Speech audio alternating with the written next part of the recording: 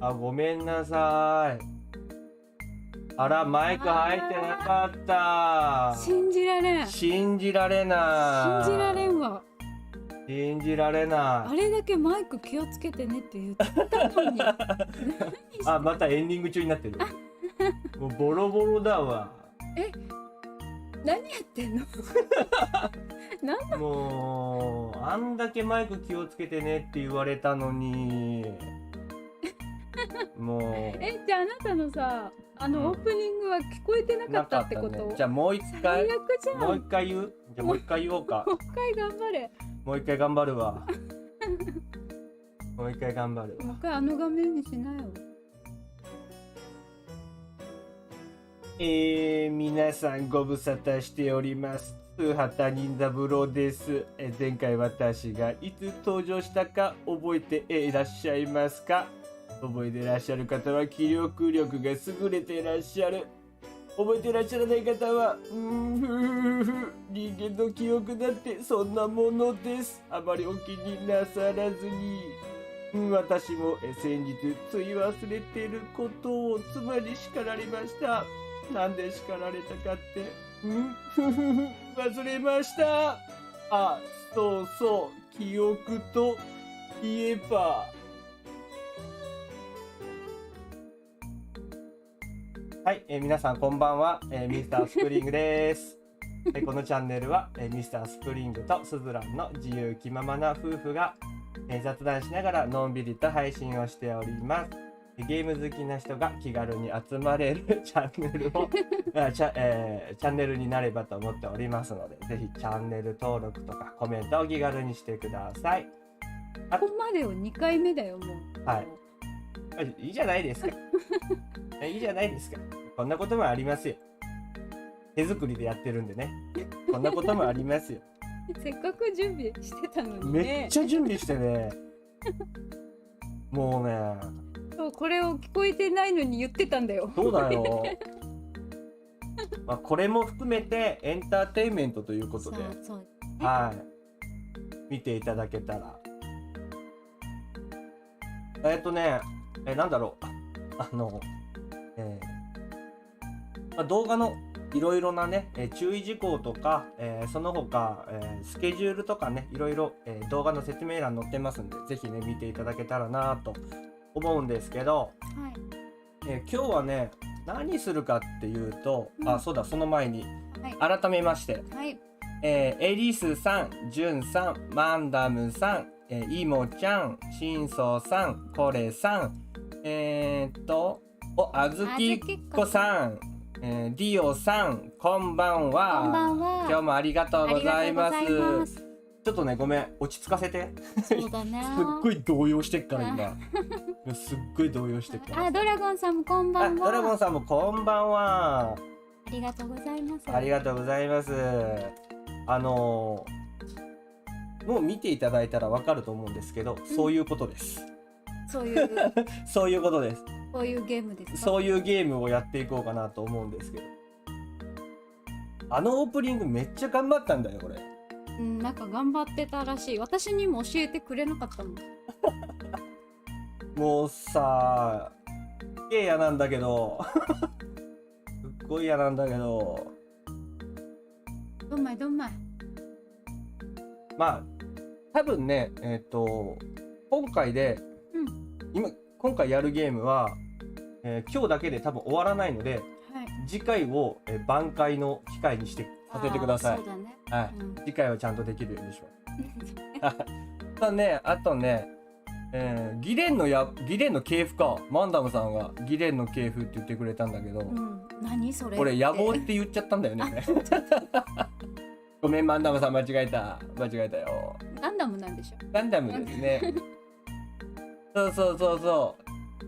通畑任三郎やりますね。でも通畑さんはあれか。警部か。警察の方か。僕警察じゃないから名探偵になるのかな。そうだね。数大一康介になるのかな。そっちが近いかも。そっちの方が近いのかも。数大一はじめの方がいい。康介の方がいい。どっちでもいいよ。めんどくさがんなよ。だからさ、エリーさんありがとう。それエンディング中、いつもね、エンディング終わった後ね、切り替えるの忘れちゃうんだよね。ね、うん。どうにかしていただかないと。あなたです。じゃあ、早速ゲーム画面いきますか。はい。はい。今日はね、これをやっていこうと思います。じゃーん。みんな音聞こえてるかな？大丈夫かな？ゲームの音聞こえてる？FF14 の時とかさ、と違って、ちょっと音の出し方が違うから、これ。ゲームの音が聞こえてたらいいんだけど、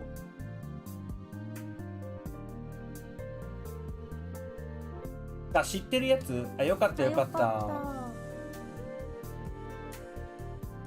ゲームの音聞こえてるかな？ゲームの音は聞こえてない？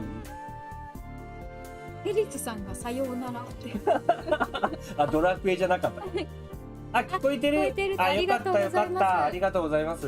よかった。ゲームの音聞こえてるんだったらね。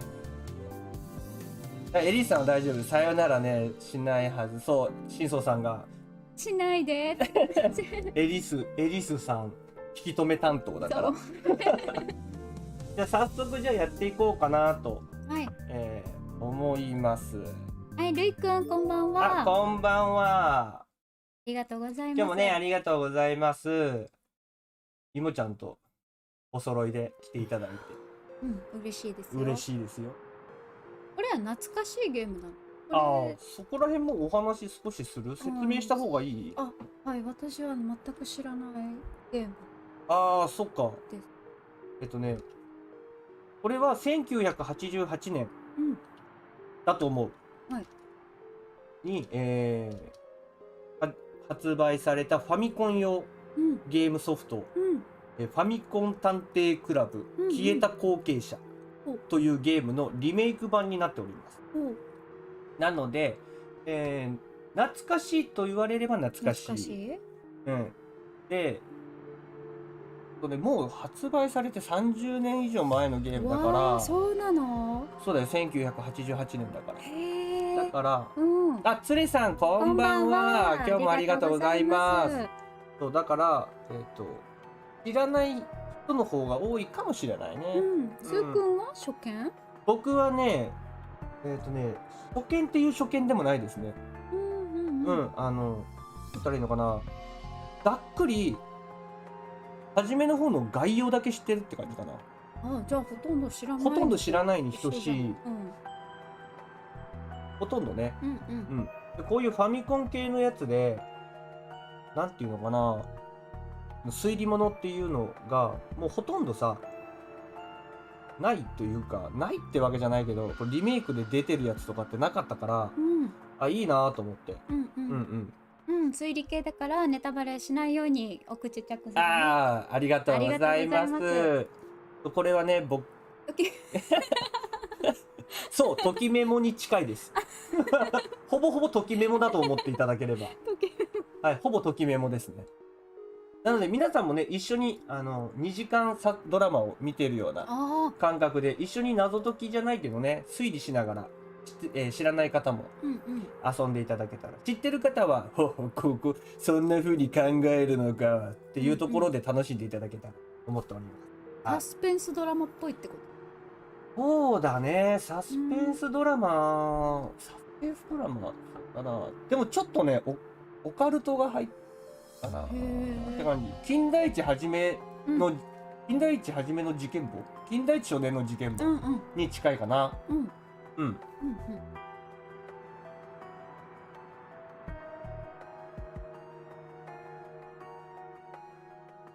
おい、君、どうしたんだ？フルボイスもしかして18金ですか？そう、18金です、これ。あ、マロンさん、こんばんは。あ、マロンさん、名探偵の私が来たーみんなで名探偵しようよ、名探偵。今日探偵ごっこだよ、探偵ごっこ。大丈夫か？聞こえるか？聞こえる。みんな聞こえてる？声が聞こえる。聞こえない、私。あなたも聞こえない？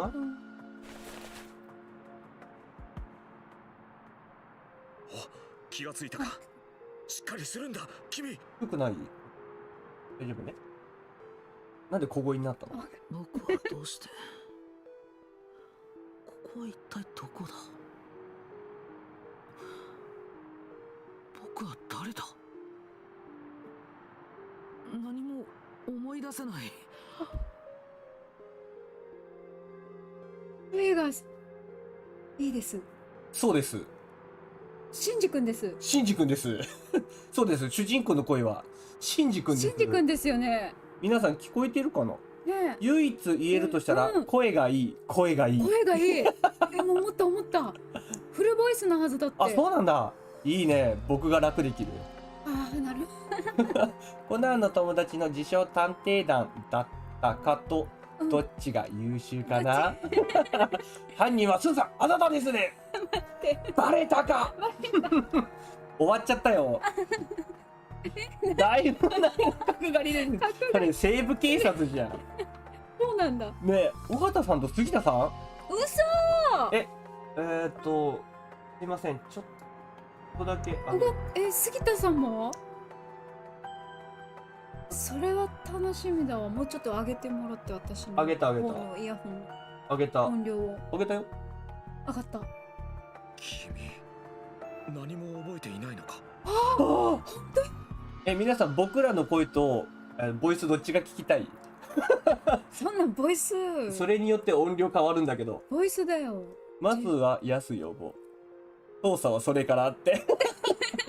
押した確かにそういう図に見えるわ。杉田さんに押し倒されてる？ボイス聞きたいんだったらもうちょっと音量上げるけど、どっちがいいかな？私は聞きたい。じゃもうちょっと上げようか。何もわからない。あ、ちょっと上げすぎた。マジか。僕は誰だ。しんちくん？シンジ君やん。セリフもシンジ君っぽかった。しんじくんっぽかった。すずちゃんのさっきのピンクな。次に目が覚めた時、僕は助けてくれた男性の部屋にいた。ああ、君は碇シンジ君よ。両方聞こえる音量に調整。あ、オッケーオッケー。あ、ケリーさん、こんばんは。お久しぶり。お久しぶりです。今日もありがとうございます。いつでもスーさん飲み方説でって。よかったよ。噛んだやん。噛んだ。ボイスだって。あなたはそんなこと言われたら悲しいよ。ミサトさん。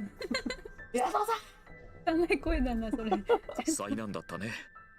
でも無事でよかったよ。私は天地と言うんだ。よろしく。天地さん、よろしくお願いします。こちらこそよろしくお願いします。助けてくださってありがとうございました。いいんだよ。当然のことをしたまでだ。私は一人暮らしだから気兼ねなく過ごしてくれ。知り合いじゃないんだね。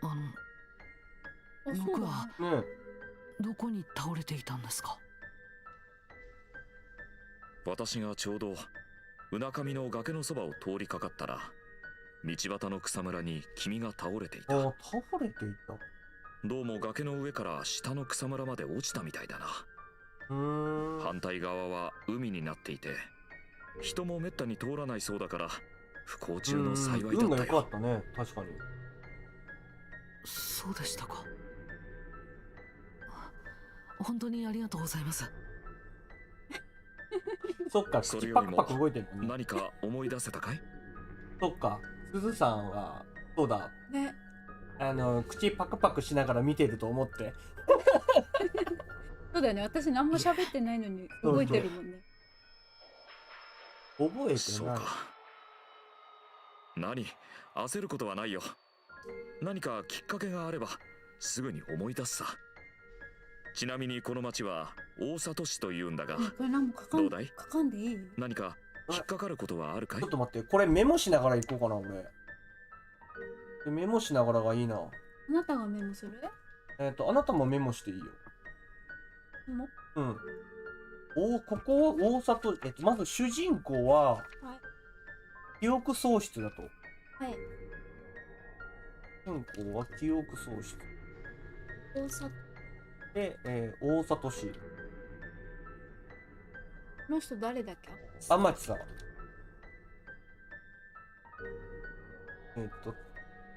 助けてくれた人、天地。第3東京市じゃなくてですか？エヴァ。箱根にあるやつですか？箱根にあるやつ。第三東京市だったっけあれ。なんだったっけ？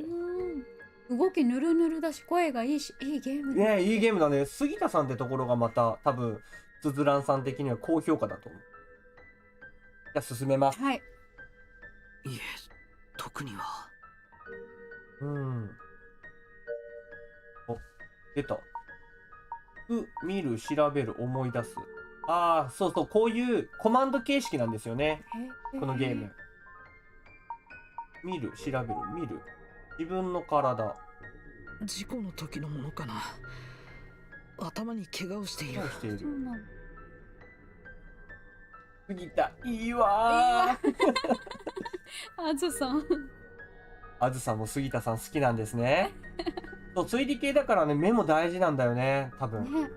おそらくそうだろう。もしかしたら頭を打ったショックで記憶を失ったのかもしれない。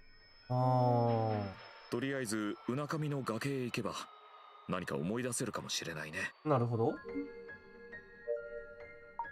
移動する出てきたね。思い出す。何も思い出さない。ああ、天地のこと聞いてみようか。力になれることがあるかもしれないからいつでもおいで。相談に乗るよ。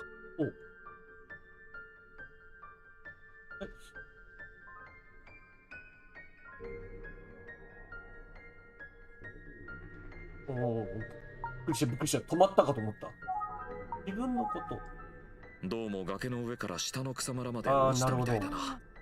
一緒だね。じゃあ移動してみるか。事故現場。もう目を閉じたら銀さんになる。うなかみの崖へ行ってみます。あれだよね。真面目な時の銀さんってことでしょ？なんかわかる気がするわ。そうそう。あ、このゲーム大好きだから杉田さんは絶対ノリノリで声当ててるって。杉田さんもファミコンゲーム好きだもんね。スパロボの男性主人公の声も杉田さん。そうか。気をつけて。困ったことがあったらいつでも来てくれ。相談に乗るよ。オッケー。天地さん、本当にありがとうございました。行ってきます。最近だとさ、ほら、テイルズやったじゃん。はい。テイルズやったからさ、なんだっけ、王子の声。もう王子の声に聞こえてしょうがない。ここで天地さんが僕を助けてくれたんだ。調べるかな。どこ？ああ、こういうこと。じゃあ漁船？船？あれ待って、海見ちゃった。うなかみ海岸というらしい。うなかみ海岸。うなかみ。これの。うなかみ海岸ね。うなかみ海岸。あなたメモする？そして、有料 DLC？ ダウンロードコンテンツ。追加されるキャラにも杉田さんがいる。マジか。杉田さんばっかりだね。海岸はあった。船に当たらない。ここの海岸はあれ？ここの海岸はあれ？船できないのか？船って出るのにね。船が見える。近いような遠いような遠近感が狂うな。狂っちゃったか。空は？では、いい眺めだな。のんきだな。じゃあ、崖の先端。先端が海に突き出している。あそこから落ちたら海へ真っ逆さまだろう。なのに草むらに落ちたのか。なのに草むらに落ちた。草むらがクッションになったおかげで軽い怪我で済んだのかもしれない。なるほど。崖は崖。崖？崖の上からこの草むらまであ、4、5メートルぐらいはありそうだ。 5メートルぐらい。うん。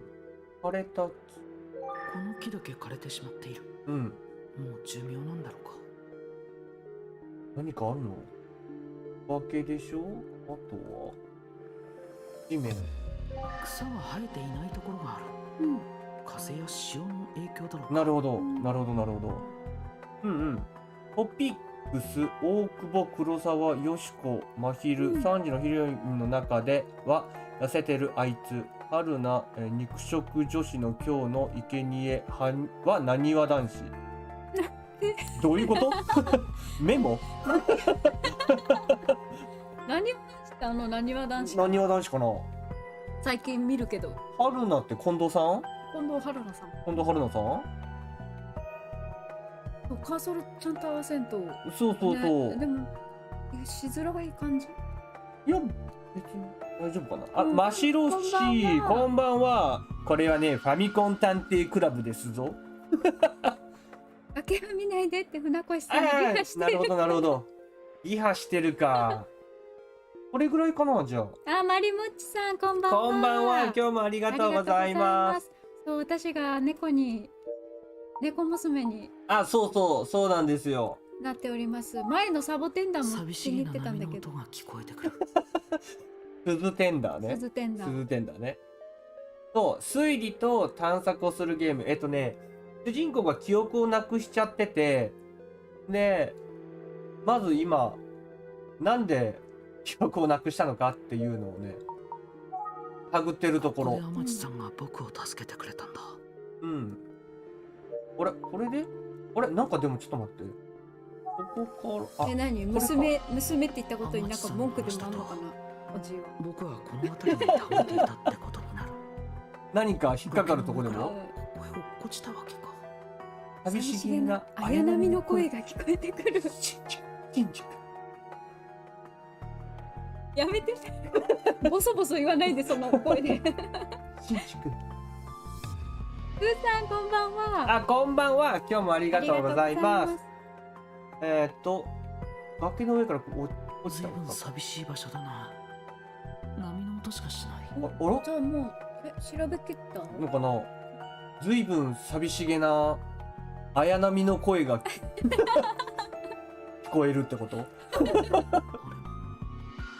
れ何か聞こえほら、やっぱ寂しげな綾波の声が聞こえるんだよ。ね。この場面で船越さんはね、どうかな。どうかな。渚さんは出てくるかもしれないね。何か聞こえた。ああ、びっく誰りしたかの。声がする。いるいる。崖の上、渚さんじゃん。来た、渚ちゃんじゃん。来た、渚さんじゃん。なんか言ってる、なんか言ってる。どうしたこっらいいの？ちよって言ってる。あの人刺せばいいの？女の子。いや、女の子が叫んでいる。あい僕を呼んでるのか。怪しげな綾波、今暴走だなって。移動できた。崖の上。ポニョあそこまで行ってみよ呼んでるってことは知り合いってことかな。連絡もしないでどこに行ってたの？心配したんだから。この声もなんか知ってる。どなたか。これは皆口さん。新庄さん、この皆口さんってどんなキャラの方のボイスかな？すずさん、つづらんさんの首の動きかわいいって。本当、すーさんありがとう。すずさんのかわいいはあれでしょ。なんだっけ、挨拶。挨拶か。挨拶です。皆口さん。皆口さんって誰の声するんだろう？心配聞いたことある。う。じゃあちょっと少し髪を押さえるよりスカートを押さえた方がいいんじゃないかな、君。ちょっとギリギリだよね。ちょっとギリギリだよ。ちょっとギリギリだから君。じゃん、そう、なんかでも声似てる。あ、人日高さんではな。ないいのかうん。誰の声？皆口さんって誰だろうね。皆口エアガイツのティファの声。エアガイツのティファの声。誰だ？南はもう送ったんだからね。みんなそれ俺さ大好きなんだよね、南ちゃん。エターニアのファラとかカードキャプターさくらの、なでしこあ、そうなんだ。とかドラゴンビーデルビーデルさんか。ビーデルさんか。何言っているの？ビーデルさんだ。ビーデルさんだ。ビーデルさんだ。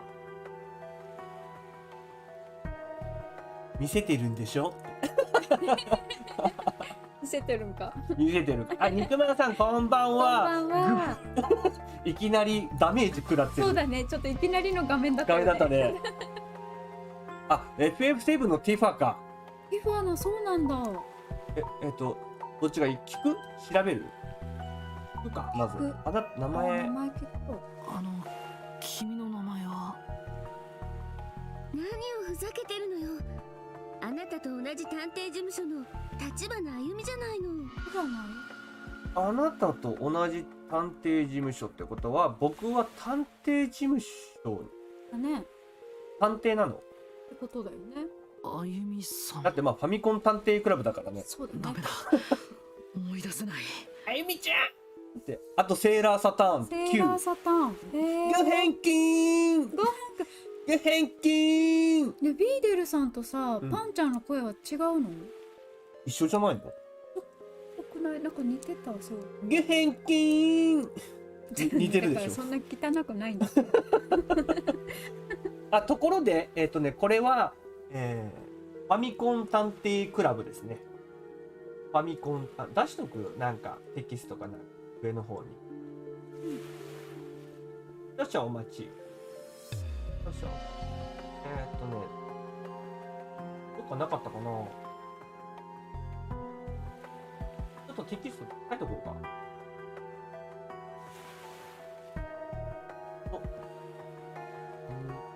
お、間違えた。あ、いやでも出てる。いやいや、これじゃないんだよ。私はどちらかというと、スパロボシリーズのセニアが真っ先に出てくるって、ドラゴンさん。へえ。セニア知ってますか？いや、わかんないです。マソーキッチンらしいな。あ、そう、懐かしい。スパロボかな。パロボかな。リメイク版。パン。通称ミタン？ファミタン？通称ファミタン？あ、めっちゃ長えわ。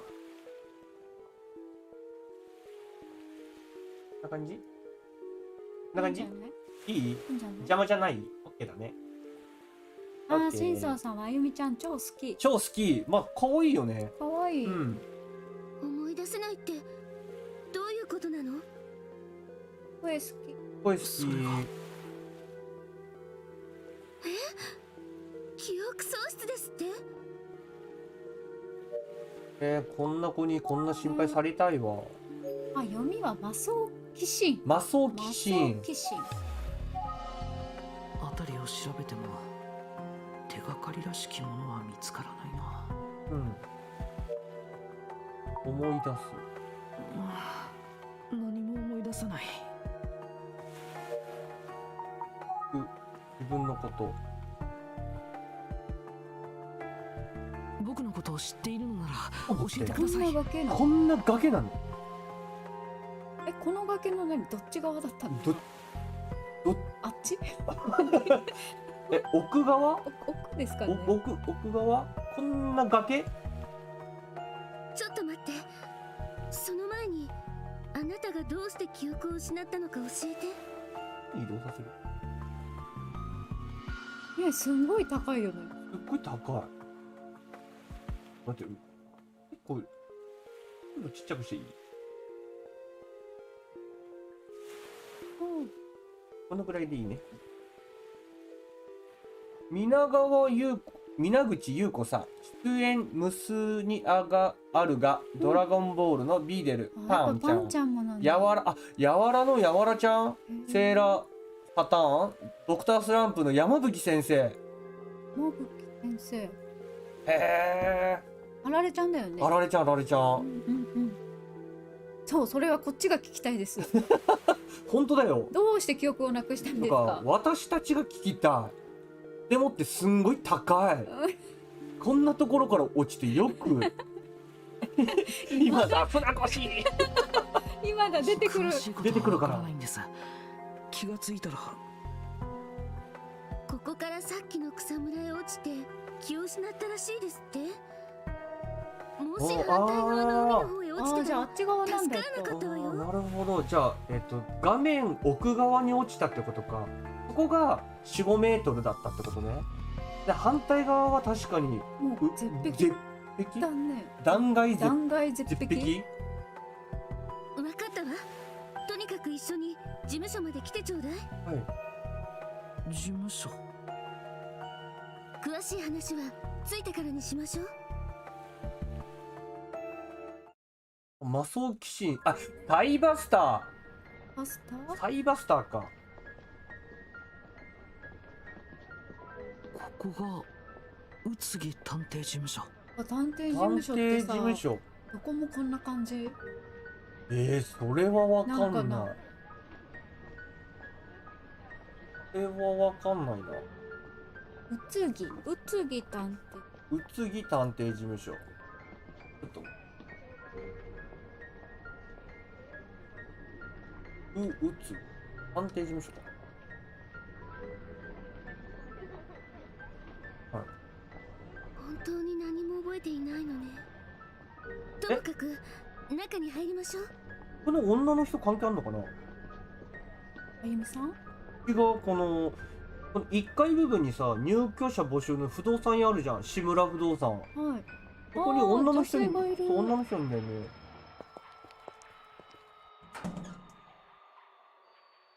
ここは宇津木先生の事務所で私たちの仕事場よ。先生はしばらく出張中だから今はいないの。宇津木さんって人が探偵。宇津木先生というのは誰なんだい。この探偵事務所のボスよ。ボス。そしてあなたは先生の助手として活躍していたの。へえ。僕が。思い出せない。そう。なるほどね。ここは宇津木先生の事務所で私たちの仕事。そっか。あなたと先生が知り合ったのはあなたがまだ中学生ぐらいの頃の話だそうよ。離れ離れになった両親を探していたあなたはこの町で先生と知り合ったの。離れ離れになった両親。離れ離れ。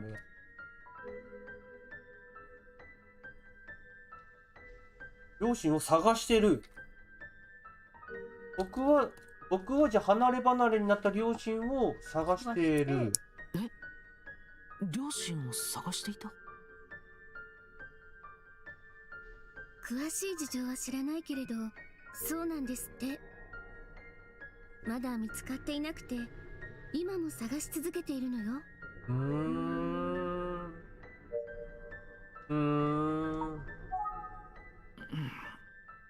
何も思い出せない。また菊がある。これ黄色になってるところが新しくなんか出てるみたいな感じか。建設設計だね。どうしてあの崖来たんだい。あなたがあそこで誰かに会うと言って電話してきたから連絡を待っていたんだけど。これ大事じゃない？誰に会おうとしてたの？誰かに会うと電話してきた。何の連絡もないし心配になって。僕が誰かに会う。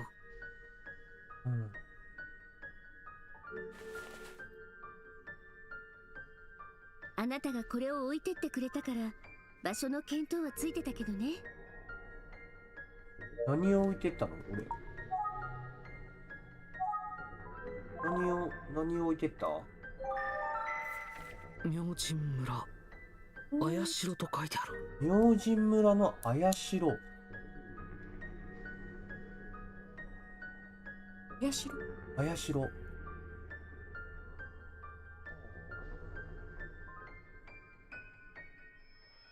出かける直前にあなたが書いたものでしょ？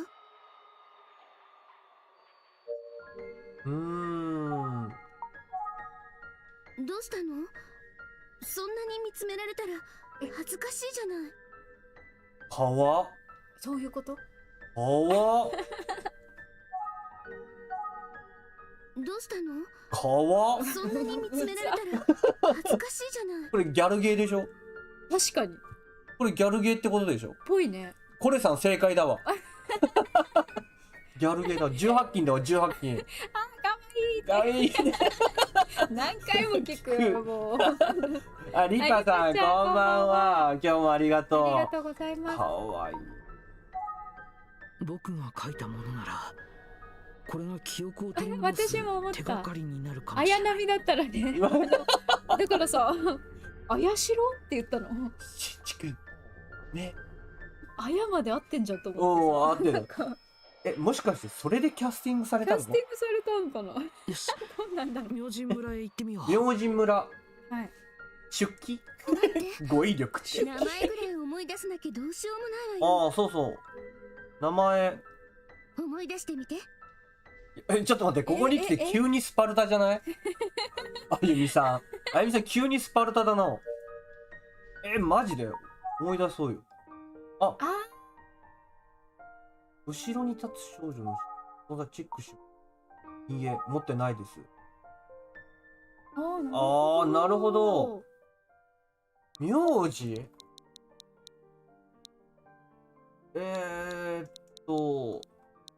待って。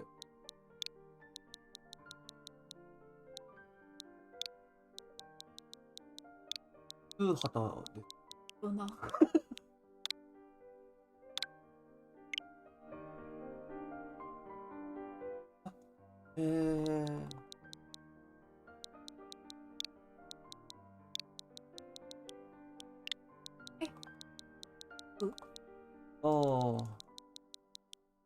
あ。スーハタじゃないの。スプサブローです。サブロ。スプサブローです。マジで？シソさんダメだった？マジでそれで行くんです。マジ？スプサブローダメ？ほら、今だスーさん18件プレイだって。やっちゃうか？昔はさ、昔のこういうゲーム、ファミコンのゲームとかって、遊び心が効いてたから、調べる虫眼鏡マークあったじゃん。はい。あれをね、女性の胸のに合わせて調べたら、それっぽいこと聞けたりしたんだよね。なるほど。そう。18金じゃないけど。今ないの？ないと思うよ、さすがに。名前何しよう？いいならいいんじゃないかな。じゃあ、桜大戦かな。どうしようかな。でもな、俺、スプザブローが本名だしな。じゃあ、それで？スプザブローでいくか。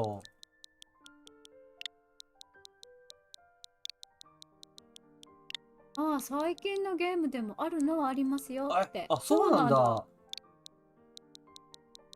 やだ、もう刑事さんって言われたりするんだよね。へえ。これはないんだ。ね、ないっぽい。セクハラカーソル。これはないんかな。ないのかな、セクハラカーソル。スザブ、間違った。5文字か。スプザブロ。まあ、いいか、スプザブロ。これが俺の、ここだけのあれだよ、内緒だよ、みんな。これ俺の本名だから。リアルネームだから、俺の。そうだ。思い出したぞ。そう。これが僕の名前だ。思い出さない方がよかった。思い出さない方がよかった。あ、スケベイではって通さんはエッチだからね。ねえあ思い出してしまったスーハタスプザブロだということを思い出してしまったあ、ひどい名前だ。やばいぞこれは。なんかさ、ごめん全然関係ない話していい？ダブロ言いにくいね、ほんで。こんな真剣に思い出したのにさ。全然関係ない話していい？あ、どうぞ。こんなふざけた名前さ、うん。ランマ2分の1のパンスト太郎以来だよ。ランマな。ランマの。あゆみちゃん、明神村へ行ってくれよ。あゆみちゃんって言ってたの？あゆみちゃんって言ってたね。年代は近いってことかな、じゃあ、あゆみちゃんと。年が近いのかな。これからも主人公の名前出てくるから笑うの頑張って我慢しようね。気をつけてね。わかりました。両親がね、ファンキーな方だったんだ。やっぱそうか。雨とか雷とか雷とかさ。ありがちよ。ありがちだよ。おお、なにこれ。オープニング。何これ、オープニング。オープニング始まった。ねえ、あれっぽい。近代史っぽい。怪しろの家にアデネスものが我死後の世界を蘇ってそのものに災わい。ちょっと待って、想像してたやつと全然違うんだけど。怪しろってそういうことなの？そうなの？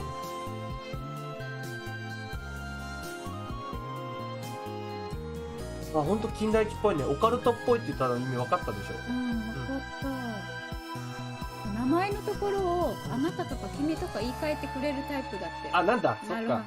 ピコ太郎ならなるほど。そう、雰囲気はね。それっぽいよね。うん。宮代家。宮代白家だってよ。こういうさ、後ろ気になるんだよ。そうだね。後ろのさ、こういうポスターとかさ。そうそう。ね、昭和な感じがね。BGM いいね。いいね。僕が事故に遭ったうなかみの崖はこの明神村と天地さんのマンションのある大里市のほぼ中間にあたる場所だった。明神村と天地さんのマンションのある大里市のほぼ中間。こういう地理的なものもメモっといた方がいいかもしれないね。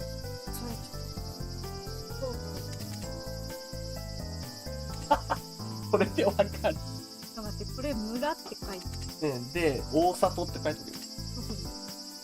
村がここだよ。もうあなたすでに間違ってるよ。こっちが村？そうそうそう。で、あ、ごめん間違った。これ村だ。ここが事故現場だ。現場。現場。で、ここが大里市。確かにちょっと待ってね。変換で漢字使えたのでは？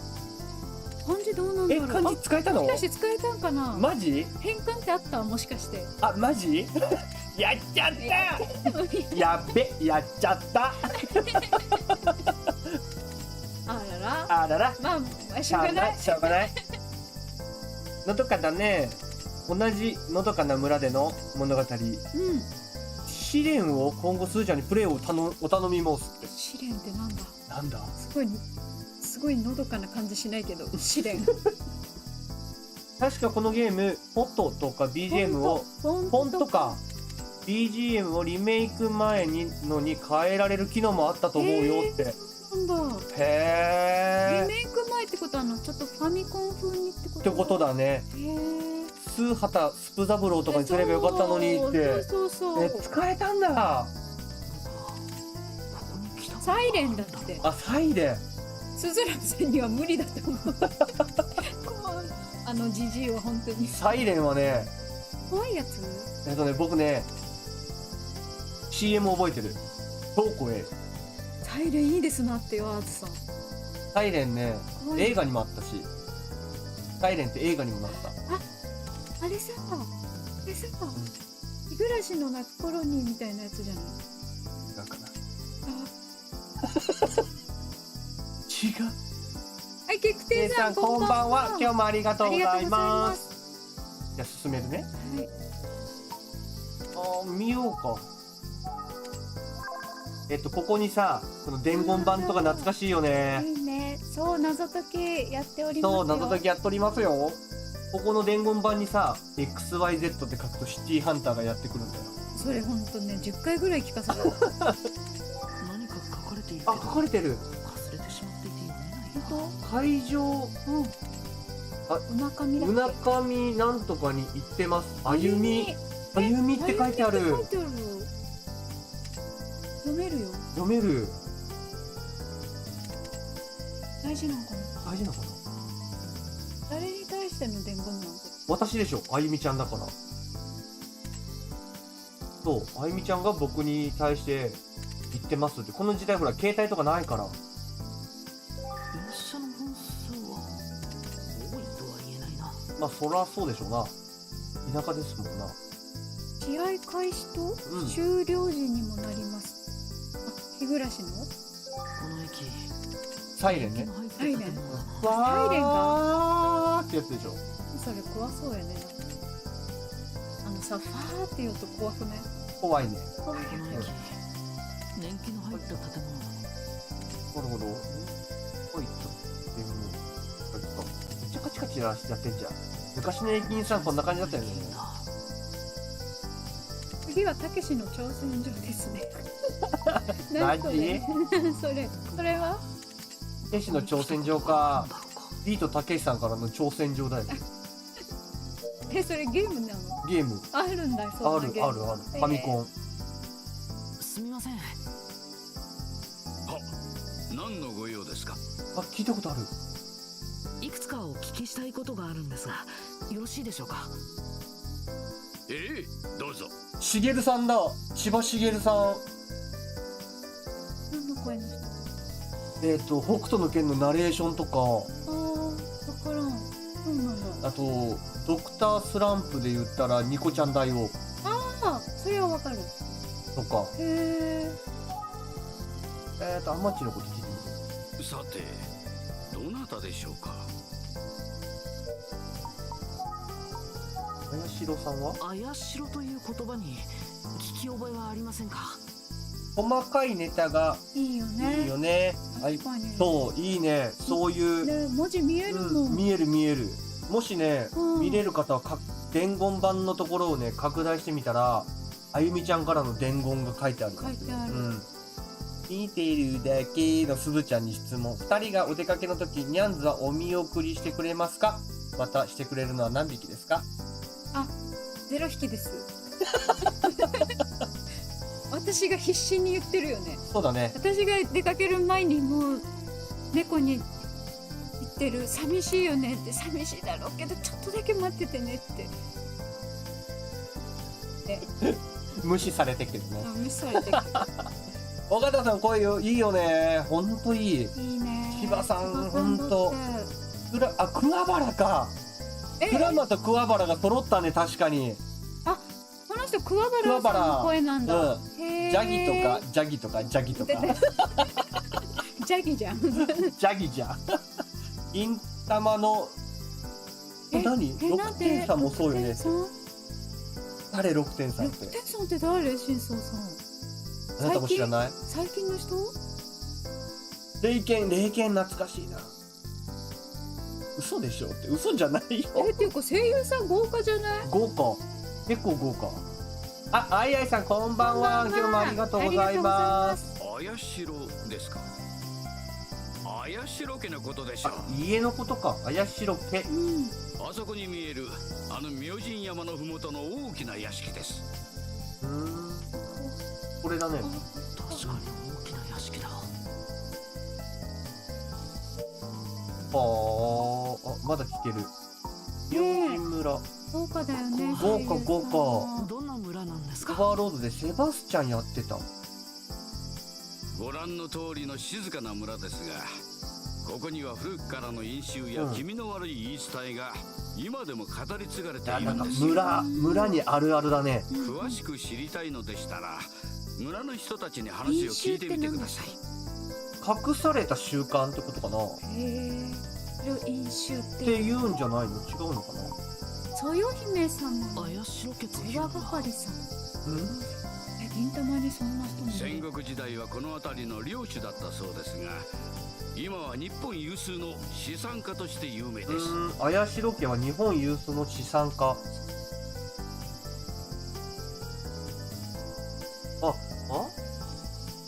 ってことは、このゲームの題名的に、この綾代家の後継者が消えたって話なのか。僕はあの家を訪れていたのか。なるほどね。俺のことなんか知ってる？そういえばあなたはこの村に来られたことがありましたね。そうなんだ。なんか、出た。ファミコンの時の特有の音。テリリリティリリリ。一度レイも何？千葉さんなの？ハイスクール鬼面組。私がチックスのケフカだって。ケフカ。あなたが好きなキャラだよ、ケフカ。ハンターハンターのヒソカみたいな。そう、ピエロっぽい。あれ好き、あの人。でもまあ性格はまああれだけど、あれらしいね。勘のいい子は嫌いだよ。それこれ誰のセリフ？湯婆婆？湯婆違ったっけ？言ってた気がする。湯婆婆じゃなくて夏木マリさんが勘のいい子嫌いだよ。言ってた。ノルウェージャンフォレストキャット2匹の動画で確定で、毎回2匹とも玄関下駄箱、上の定位置でお見送り。ドアどんなに開いてても自分から勝手に、そんなお利口さんなんだ。いいな。うちはあれだよ、帰ってきてもね、一匹として見よう。来ないよ。来ないね、確かに。一匹もお帰りも何もない。ないね。まあ僕の時来るけどね。ハガレンサイコパスの親父さん？ハガレンだって。勘のいい子はハガレンなんだ。サイコパスの親父さんってどれ？あれ？キメラの？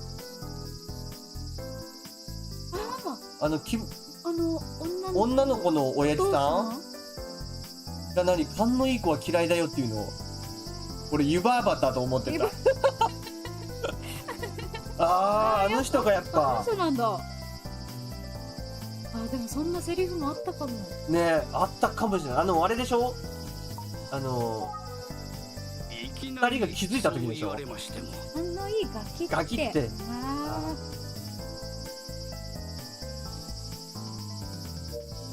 ちょっと調べてみようか。名前？名前見れないんだ。これ R ってことは JR ってことかな？駅員さんは？これでいいのか。じゃあもう移動するしかないのか。駅の向こうに見える山は明神山というらしい。見下ろしている。なるほど。で行くか、綾代家。ありがとうございました。池でなんかひっくり返ってたりしない？何？池で。これ犬神家じゃん。犬神家か。そっか。犬神家じゃん。綾代家。綾代家。メモにあった綾代というのがここのことで間違いないだろう。ここが綾代家か。とにかく話を聞いてみよう。村なのにこんなに立派なお屋敷が建ってんだね。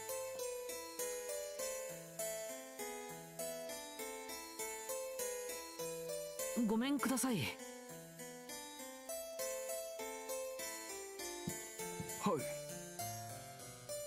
この家の執事だろうか。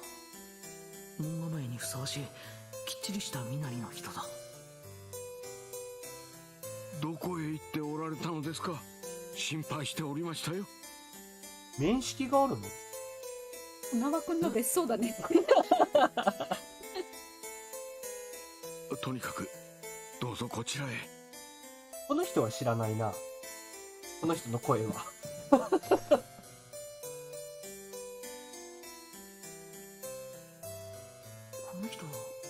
僕を知ってるみたいだけど。主人それで公ですか？これ主人公。初めて見た。何か分かったことはございましたでしょうか？なんかさ、おしゃれな服着てんね。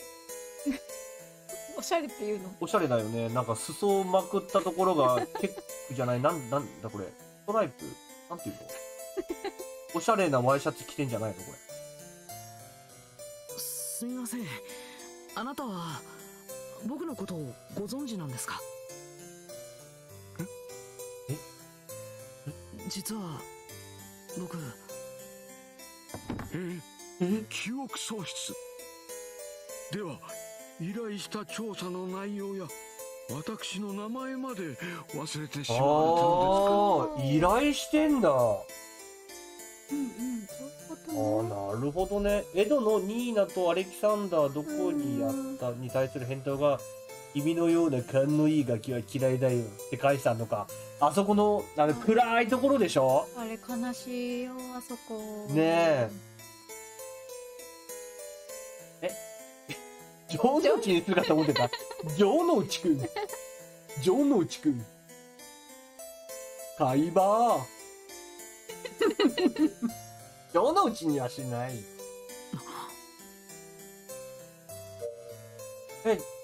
依頼を受けてたってことは、何の依頼？よくお聞きください。はい、よく聞きます。みんなよく聞いてね。私の依頼を受けたあなた様は、調査内容を聞くために先日この屋敷へいらっしゃいました。はい。その調査内容というのは、先日亡くなりました当家の主綾代菊様についてでございます。菊様について思い出してくださいませ。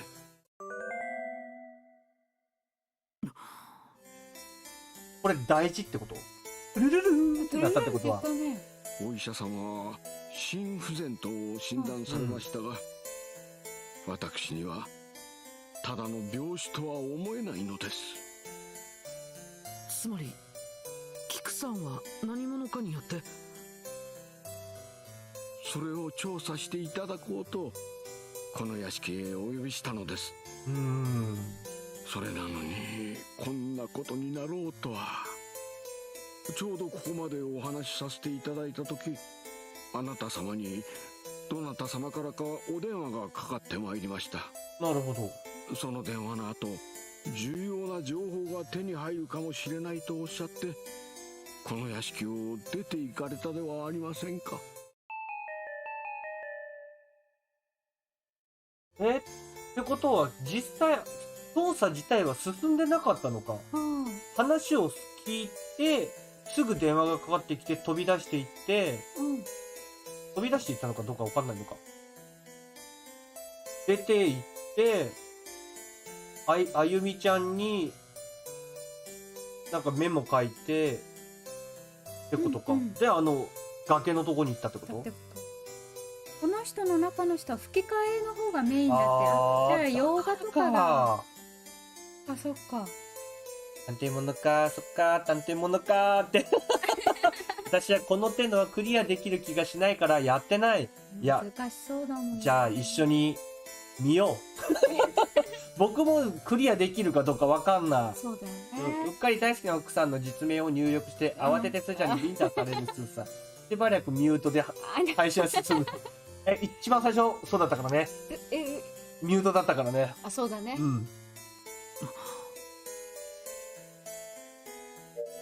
一番最初、今日の動画の始まりはそうだったよ。ミュートだったよ。どうしようか、自分のこと聞いてみるか、まず。宇津木探偵事務所の方でしょ。調査の依頼をさせていただきました。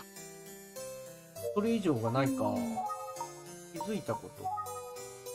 さあ、別にこれといって。じゃあ、菊さんのこと聞くか。菊さんのこと聞くか。菊様は、綾代商事の会長でしたが、78歳とご高齢の上、心臓が弱っておられたのです。心臓が弱っておられた。あら、心不全。心不全？そこで遺言書を作成されたのですが、遺言公開の直後にご自分の寝室で亡くなられてしまったのです。ああ、なるほど。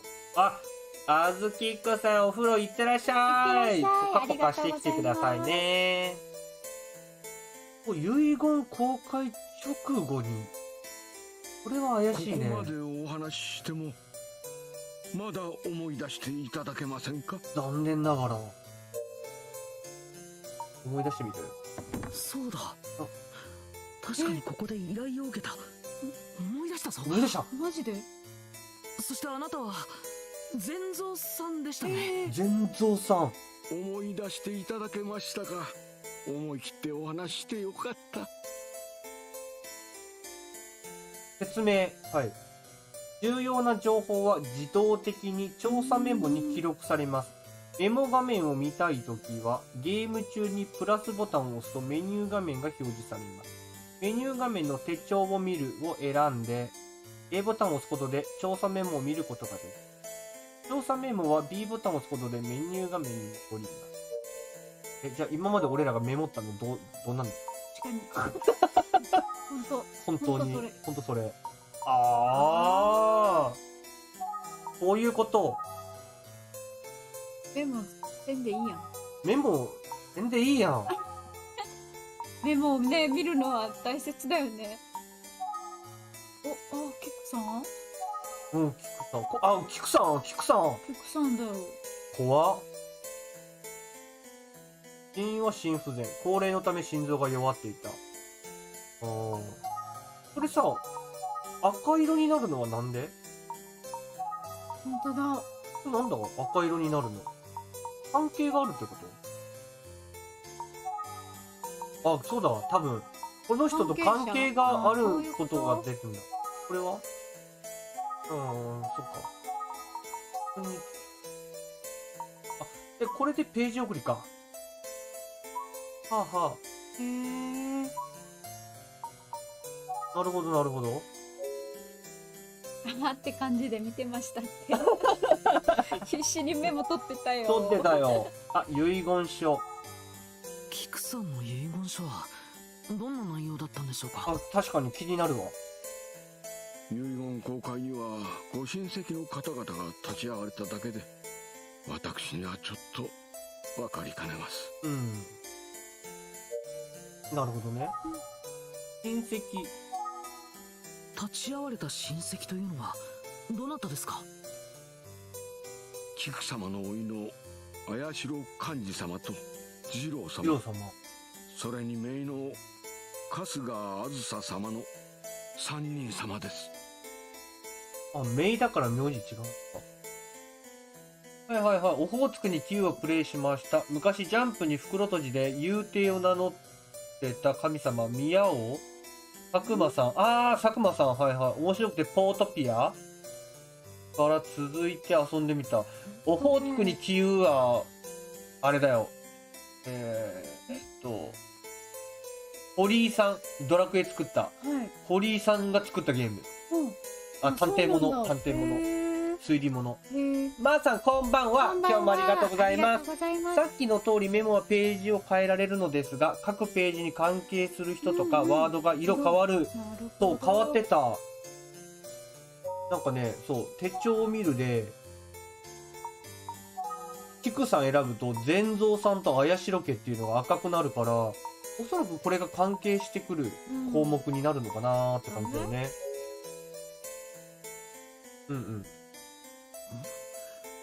子供や孫ではなく甥と姪なの？あ、そうだね。そうだね。ここだね。ねえ。自分でメモするのも大切だと思うよって。ありがとう。ありがとう。まさん今ね、探偵ものやってるよ。まさんの好きな探偵もの。探偵ものだよ。思い出してみる？思い出したぞ。確かにここで依頼を受けた。僕はやっぱりこの屋敷を訪れていたんだ。ズブザクロってそれはねちょっと混乱してるわ本当に。混乱してるわ。それは混乱してるわ。スーザブロだったっけ？スーザブロだね。スーハタスブザブロ。しましたように、菊様の死に不審な点が感じられるのでございます。そう、サマーウォーズにさ出てたおばあちゃんに似てた。似てた。キクさんでしょ。キクさんでしょ。それは思った。菊様は綾代商事のそこで遺言書。あれさっきと一緒だね。これもう一回親戚？親戚の方々について。幹事様は3人兄弟の長男で綾代商事の社長をなさっています。ご兄弟で一番末の次郎様は綾代商事の専務をなさっています。春日家へ嫁がれたあずさ様はご兄弟の2番目に当たられます。ってことは、幹事、あずさ、なんだっけ、次郎っジロ。てことか。うんうん。皆さんはここに住んでいるんですか？皆様その日のためにお集まりになられたので、ここにに住んでおられるわけではございません。なるほど。ただあずさ様だけはしばらくこちらにご滞在されるそうです。今はどちらかへお出かけのようでいらっしゃいませんが。なるほどね。お出かけ。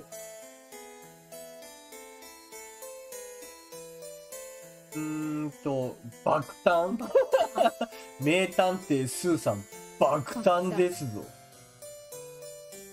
んでうん見間違いでよかった。ズブザクロだもんね。ズブザクロだもんね。僕は、スーハタ、スプダブローですよ。車のナンバープレート4869だってよ。え486。ある？謎解きここでもまさかの謎解き。皆さんからお話を伺いたいのですが。あシャーロッーク。すごい好きじゃん。だって車のナンバーにただいま皆様ちゃうんでしょ、ねえすごい好きじゃん。後ほどご紹介いたします。はい、お願いします。手がかりがあるかわかりませんが、皆様とお話になる前に菊様が亡くなられたそうだね。寝室ご覧になりたいご覧になりませんか？そうですね。ではお願いします。じゃあ、まーさん一緒に俺と推理だぜ。ご案内いたします。どうぞ。工藤探偵事務所。新一の方じゃなないいよ。よ。どこじゃ？わかんじゃないあどこよ。こちらが菊様の寝室です。へえ。鯉が跳ねてる。声が跳ねてる。後ろで、うん。マジで。本当だ。跳ねてる。菊様はこの寝室の布団の上で亡くなっておられました。な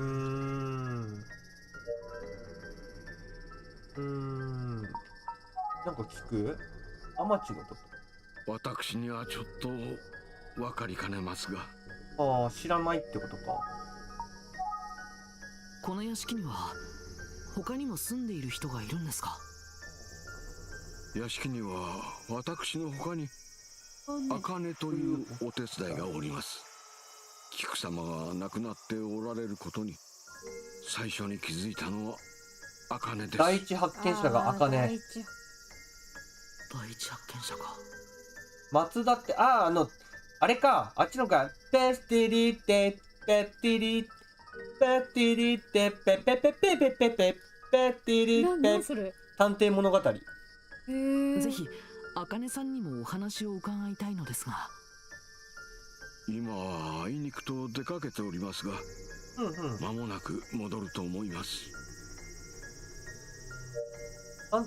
東野圭吾さんの小説とどうだろうね。関係あるのかな。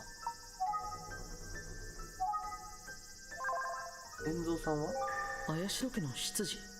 伝蔵さんだ。そうだね。綾代家の執事伝蔵さんだ。覚えとけ。なんか写真とかね。山が描かれた掛け軸だ。古そうなモノクロの写真が並んでいる。ああ、それぐらいか。あ、本。本。この本だけ放り出されている。読みかけだったんだろうか。この辺とか怪しいんじゃない？ねえ、見れないの？見れないね。恋は？恋見てみる。あ、庭。庭。緑の美しい庭だ。池。あれじゃない、死体が刺さってんじゃない？きっと鯉でも飼っているんだな。そうだね、鯉が跳ねてたもんね。ダブロ、ロシア人の名前ですか？なんだっけ、ロシア人ってことは、ニコフとかじゃなくて、スプリコフとかじゃなくて、思い出してみて、なんか。何にもないか。服が増えてる。茜のこと、死因聞いてみるか、ちょっと一回。熊田先生は心不全に間違いないとおっしゃいましたが。心不全。熊田先生。お医者さんかな。まず茜のこと聞く。菊様のご遺体を発見したのは茜です。なるほどね。熊田さんは？熊田先生というのはどなたですか？菊様のかかりつけの先生で、この村でただ一人のお医者様です。じゃあさ、まあいいや。ポトフとか。名前で。名前ね。私も参加していいのでしょうか？全然いいですよ。ぜひぜひだよね。ぜひぜひ皆さんで推理し合おうよ。熊田医院という病院を経営しておられます。この村で唯一の先生ってことはさ、もうこの人が死因をさ偽装したら偽装になるんじゃないの？まあそうだね。さんから聞ける話はこれくらいだろうか。一度ポトフ料理じゃね？熊田先生に会っていただけませんか？会います。ぜひぜひ。そうしてみます。呼ぶ？熊田先生を呼ぶ？わざわざ来てもらうのも悪いな。こちらから病院に出向こう。なるほど。オッケー。じゃあ移動しますか。善蔵さん、熊田医院の場所を教えてください。わかりました。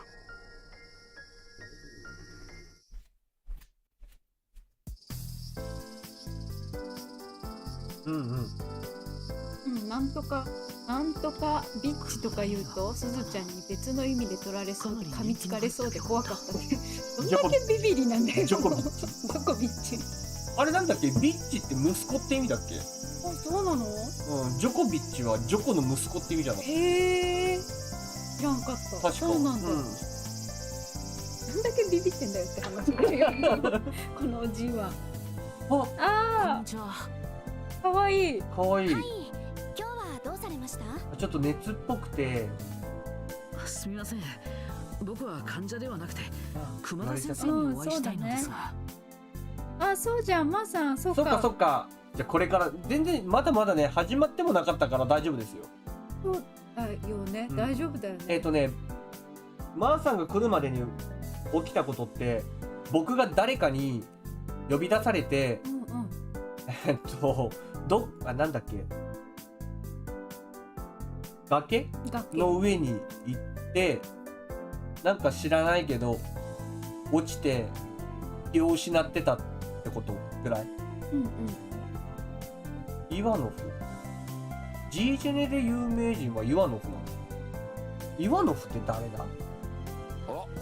もしやお前さんが探偵か？先生。君、こちらの探偵さんのことはわしに任せておけ。わかりました。こんな村の診療所にこんな若い看護師さんがいるなんて。では改めてわしが熊田じゃ。よろしく。はい、よろしく。よろしくお願いします。善蔵さんから依頼を受けました探偵事務所の者です。なんか綾代家のこと聞く。綾代家の執事から連絡をもらったるぞ。聞きたいことがあるそうじゃな。あります。落ちた、落とされたではなく、どうでしょう。落ちたのか落とされたのか。自ら落ちに行ったのか、うんうん。まあそういろんな可能性があるよね。新庄さんが説明してくれてる。すごい助かる。あーすごい助かすごる。い助かる。このおじいちゃんの声好き。このおじいちゃんの声は誰の声？誰の声？待ってね。念のためにお聞きしますが、菊さんの死因は心不全で間違いありませんか？心不全じゃ。とはいうものの、こんな急に亡くなられるほど悪かったわけでもないんじゃが。聞き覚えはないけど聞き心地はすごくいい。ね。落ち着くね。まあ時が時じゃから執事が不自然と思う気持ちもわからんではないがな。確かにね。だって遺言書を公開したすぐに亡くなってるからね。遺言書について何かご存知ですか？いや、わしは菊さんの単なる主治医じゃからな。しかしなんともな、遺言を公開した晩に亡くなられたとはの。偶然とは思えないけど。善蔵から何を聞いたか知らんが、奴の取り越し苦労じゃよ。菊さんはただの病死じゃ。病死か。うんうん。間違いないのか。ドクターこと元の先生違うやろ絶対。違うやろ。ワンピースのオロチとか違うかも。オロチか。オロチ最近のワンピースのアニメを見てないんだよな。では善蔵さんが執事。そうですね。善蔵さんが執事。取る？何？馬田を取る？違うね。待って。取るってな？馬田？やめておこう。何？取るって何？取るって何？何？この辺の？こらこら、わしの机をごちゃごちゃいじらんでくれすよ。まんよ。こういうレントゲンとかも見れるの？こらこら、わしの机をごちゃごちゃいじらんでくれよ。悪い、ごめんよ。これは取れそうにない。そうね、すいません。これはこれは取れそうにない。いや、いけるってしんじ君、いける。こらこら、わしの机をごちゃどごちゃれ？いじらん。メモ？メモ？これは取れそうにない。取れるっていけるって何これ？あ、メモ挟まってんもんね。荷物カゴ。これは取れそうにない。何？何？なんか取ってこ取るの？取るの？取ってこうよ。あ、見るで。小田さんは？熊田先生だ。明神村ただ一人の医師。あ、見るか。この先生好き？この先生好きか。いろいろな薬がいっぱい並んでいる。触らない。ああ、まあ確かに触らない方がいいね。骸骨の写真だ。妙な言い方をするやつじゃの。ただのレントゲン写真じゃろうが。あと医療機関のマップのようだ。医療機関のマップ。これは？待て、勝手に触らんじゃね確かにおっしゃる通り。え。覗き見は感心せんぞ。こいつはカルテじゃからな。いや、週刊の連絡もあったりするんでな。ここにも電話を置いとるんじゃ。なるほど。じゃあこの辺はさ、じゃああんま関係ないのかな？予定表だろうか。いろいろと書き込まれている。あとなんかあるかな？窓からは立ち並ぶ木々が見える。探偵事務所の仲間である歩みの力を借り、記憶を探しながら、怪しろ家を取り巻く謎に迫るですね。新捜査ありがとありがとうございます。う。めっちゃわかりやすいわ。本当だよ。名前じゃなくてシンジ君って呼ぶの笑うが。いやもうシンジ君だもんだって。あ、間違えた。着ぐるみ剥いだら何か出出てくるてくるかな。病院だけあってそうだね、自分で召されたパターンもあるからね。眠くてもそこで寝られる。いや、寝せていいよ。何にもなさそうだね。何にもなさそうだな。思い出してみる？何も思い出せない。でも何かあるはずなんだよね。ここ進まないから。ぱ調べないとダメ。黄色い文字にならないんだけど。綾代家といえ進んだ。ば春日あずさが喉を痛めて今ここに来とるぞ。そうなの？どっか出かけてるって言ってたの。春日あずささん、菊さんの姪か。話を聞いておきたいな。いいね。出前感いいね。出前か。ちょっと看護婦さん。忙しそうだしやめておこう。いや、話したいな、看護師さんと。春日あずささんとお話しさせてもらえませんか。わしに断ることはないぞ。本人がいいなら構わんじゃろ。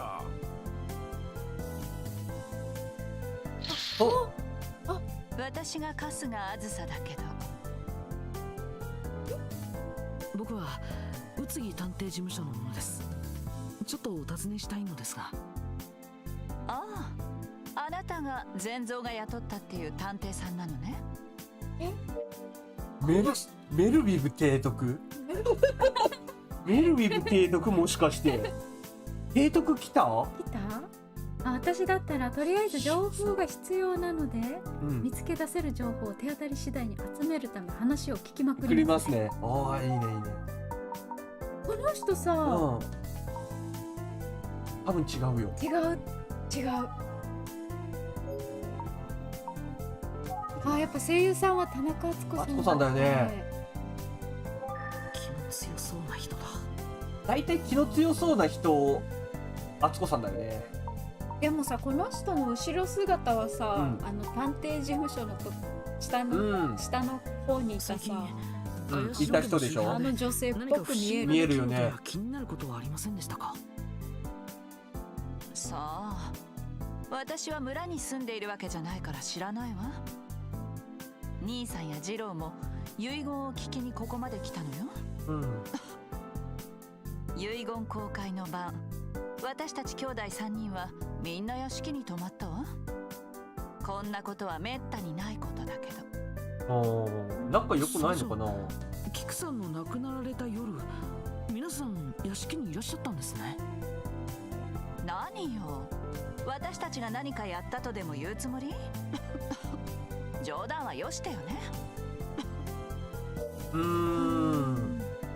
どこがフラグで会話が変化するかわからんから、2度3度話しかけんと。まあ確かにね。ちょっと BGM の音量下げていい？だってなんかボイスに負けてる気がする。ボイスが負けてる気がする。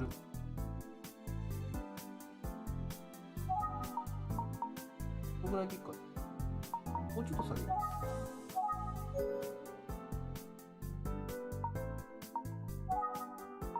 さんのこと。おばさま？綾代家の主で綾代商事の会長で、確かにタイミングが良すぎたかもね。遺言公開の晩に突然亡くなったんだから。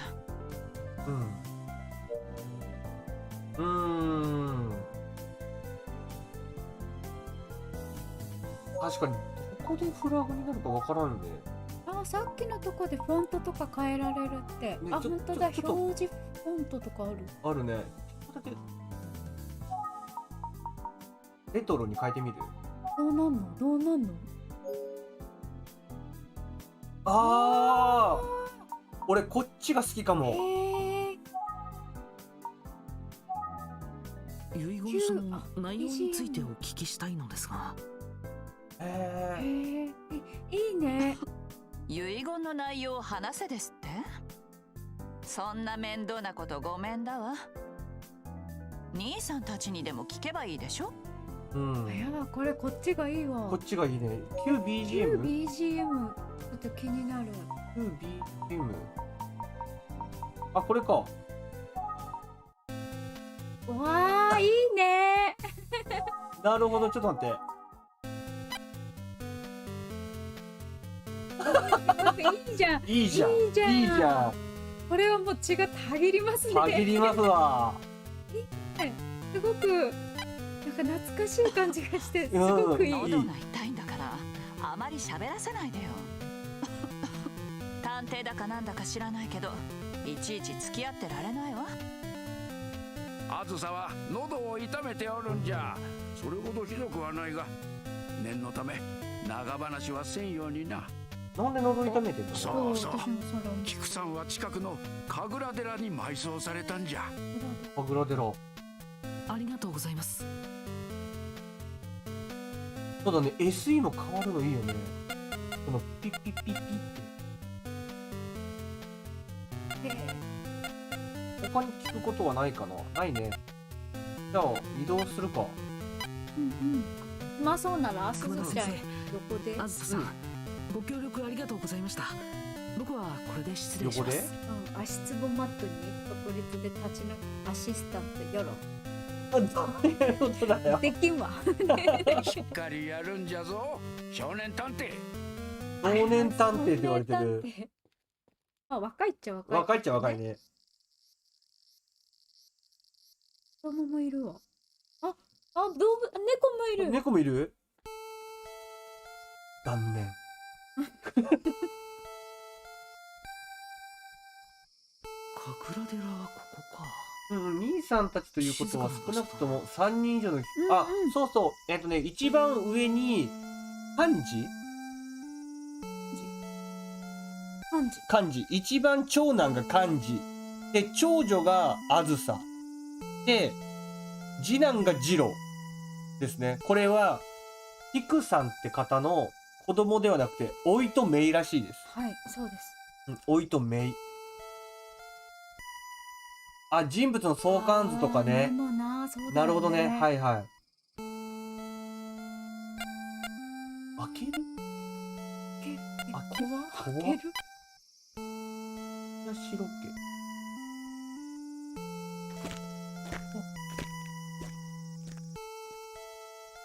綾代家の墓だ。ここに菊さんが眠っているのか。こら、墓にいたずらしちゃいかん。すいません、いたずらしてたわけじゃないんです。坊さん？おや、あんた村のもんじゃないな。波平さんの声に聞こえた。お、伝説を確かめに来よったバカ者ではなかったか。今のでしょ？うんいきなり怒鳴りつけてすまんかあ、でったの。も違うね。伝説？あれ、あずさんお帰りなさい。あ、お帰りなさい。裁判長？はい、裁判長。裁判長？はい。何でしょわしはここ却下神楽寺の住職であ、お帰源信というり。源信さん。はじめまして。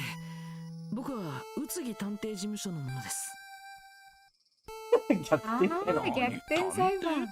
探偵がこんな村に何をしに来なさった？依頼された頃に決まってるでしょ。そうか、綾代家の執事にか。あ、今ね、あれですよ。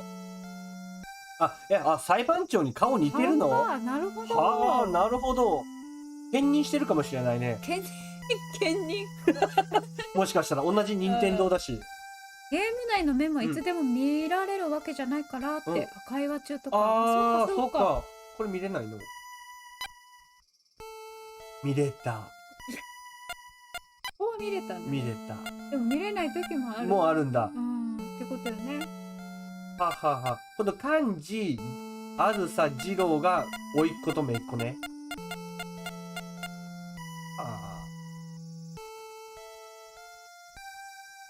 疑いたくなる気持ちはわかるが、杞憂じゃな。菊さんは病死じゃと医者も太鼓判を押しとったからの。そうなのかもしれませんが、少しお話を伺ってもいいですか？まあよかろう。こんなにひげ生やしていいの？思った。そもそも論。頭はね、やっぱね、あれだけど。丸めていらっしゃるけど、伝説？ひげはいいんだって。伝説？キクさんのこと聞こうか、まず。菊さんの遺体に何か不審なことは感じませんでしたか？反転するから会話と見比べれんやんって。ああ、なるほど。あ、まさか楽しんでらっしゃる。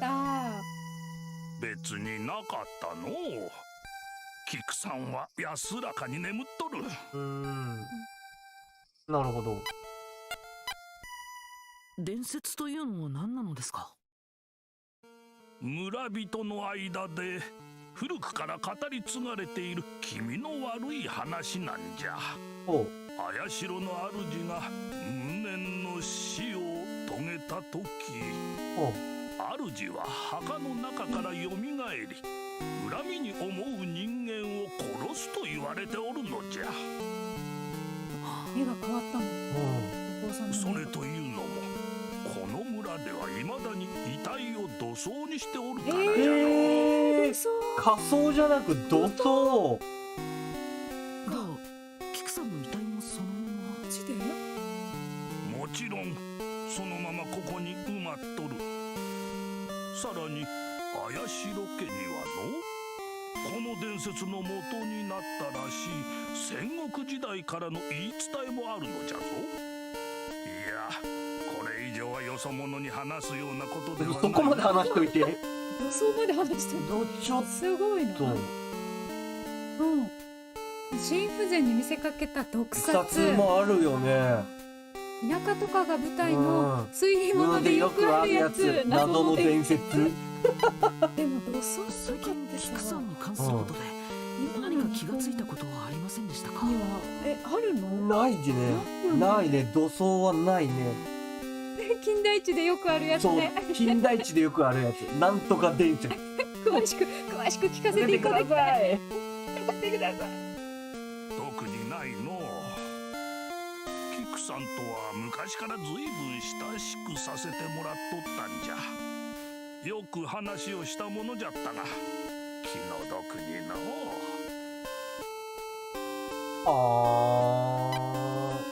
なんもないか。じゃあ見る。住職の源心さんだ。気難しそうに見える。なんか根はいい人だよ。なんで？なんかそんな気がする。先祖の墓。供養碑か。供養碑。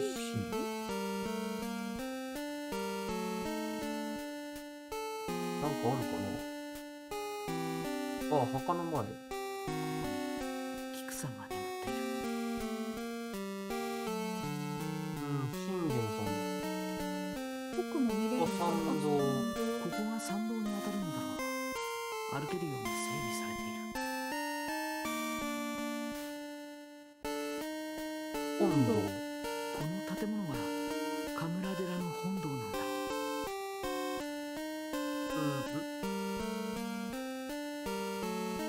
本堂。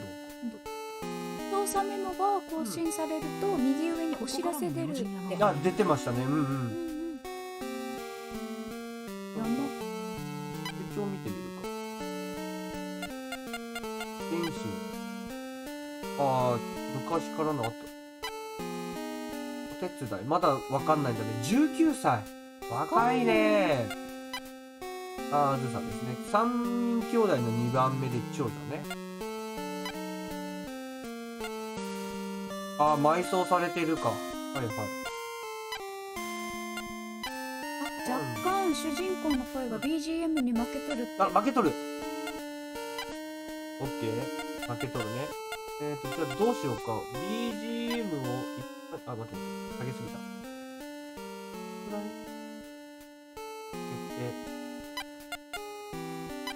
れ音声を上げるか。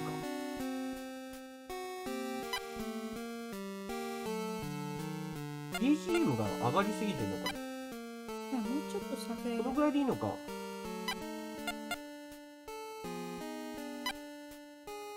一旦これでしてみろ。見ていい？待って。で、一回聞いてみようか。この建物は神楽寺の本堂なんだろ聞こえてる？大丈夫？尾形さんの声儚いからね。そう。う。でもそう言ってくれるのは助かるね。助かる。すごい助かる。歩けるように整備されている。 BGM に負けてるかな。ここが参道に当たるんだろう。本当に歩けるように整備されている。ちょっとそうだね。もうちょっと上げた方がいいかちょっも。でもそうするとさ、尾形さん以外のキャラの声がさ、高くなるんだよね、多分。BGM を下げる。 BGM 下げるか、もうちょっと。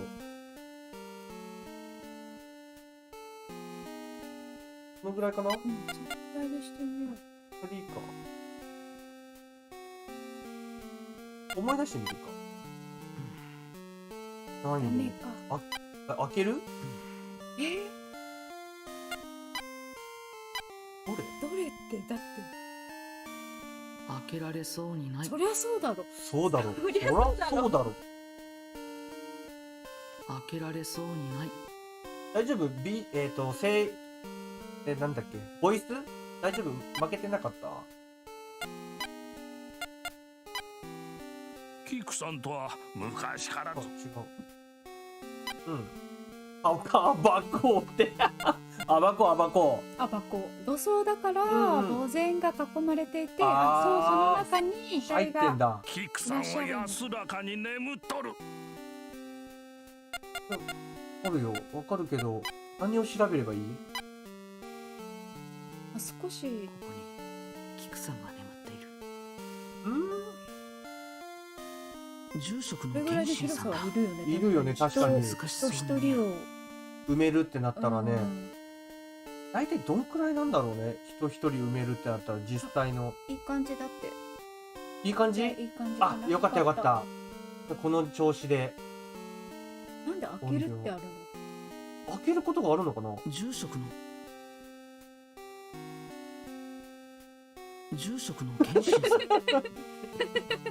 わかるけど。こらあ墓を触っちゃいかんと言っとろうが。でも進まないもん。キクさんはだって進まないんだもん。綾代家にまつわる言い伝あえ。ぜひ聞かせてください。あ、始まった。そこまで言うなら話すとするかの。戦国時代の綾代家はこの辺りの領主じゃった。何かの意図を感じますぞ。ある時戦に敗れての、かろうじて生き延びた者たちは明神山の砦に立てこもった。なるほど。それで敵方の領主は見せしめに綾代の先祖代々の墓を掘り返したんじゃ。やがて最後の決戦となったが、綾代の領主は殺された。呪いの言葉を残してな。戦が終わり、敵の殿様が村を訪れたが、間もなく謎の死を遂げたのじゃ。ある者は綾代の呪いで狂ったといい、またある者は墓からよみがえった綾代の領主が首をはねたとも言う。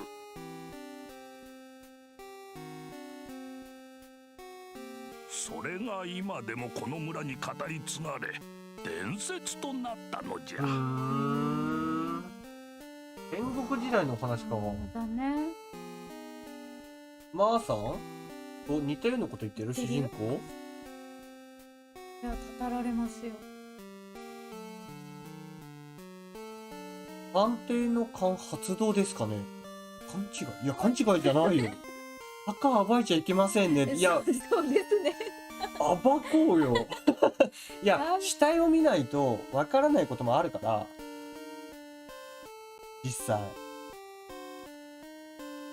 見せしめにで墓荒らすなよって。ほんと立ち悪いね、その武将ね。これが探偵の勘。あくまで言い伝えじゃ。キクさんは安らかに眠っとる。それは間違いない。そろそろいいかの。わしから話せるのはこのぐらいじゃ。なるほはい、貴重なお話をありがとうございました。ど。なるほどね。移動するか。ああ、明神駅か、綾代家か。綾代家かな。ちょっと待ってね。結局、じゃあさ、伝説は聞けたよね。いけたね。で、今の、あるのがさ、キクさんの、なんだろう、死因が本当に心不全なのかどうかってところ。まあ、そうだね。でも心不全って言っっててるね。言ってんだよねレシーさん、では失礼します。またお話を聞かせてください。敵はようって敵はようじゃない。敵はようか。ほんと何してんだよって感じ。それをさ、墓を掘り起こして何しようとしてたんだろうねお帰りな。さいませ。見せしめって何の見せしめなんだろう。なんだろう。聞いてみる？私あ、にはちょっあ、あかねいるかな？移動、明神駅。あたり？西洋風の作りの。なんかあれだね、一本道から行けるところが増えてきたから、間違えた。私にはちょっと行けるところが増えてから、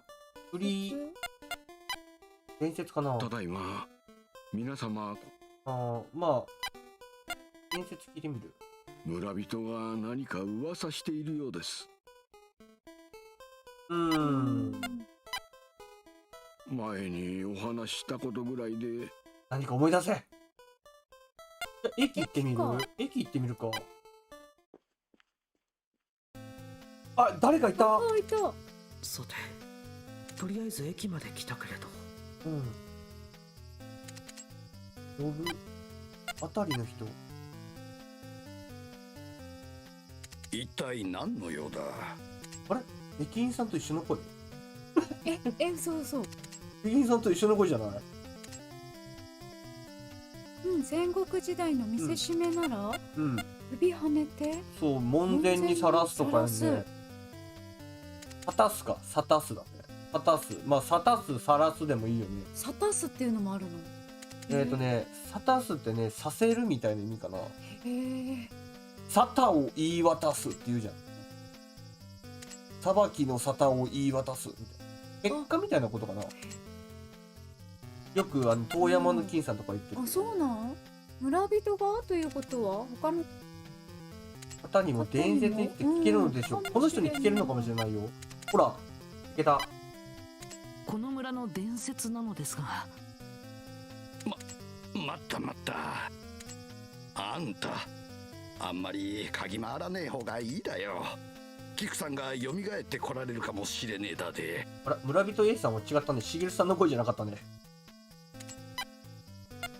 生き返ってくる。キクさんは殺されたに違えねえだ。今にきっと蘇ってきなさるで。あんたも気をつけなされや。じゃあ無念の死を遂げたと思われてるってこと？綾代家について何かご存知ですか？この村に住んどれば嫌でも耳に入ってくるで。昔からあまりいい話は聞かんがね。もう亡くなったが、キクさんの旦那は昔かなり悪どいことをやっていたそうだで。恨みに思っている人も少なくねえだろう。自殺した家族の話を聞いたことがあるだよ。自殺した家族？そうだね。こういう村人いる。推理物でよくいる。よくいる。タバコの自販機だ。もちろん僕は買うことはできない。未成年ってことか。でも話から察するに、村人 A さんも伝説についてはご存知のようですね。リアクション的にそうだね。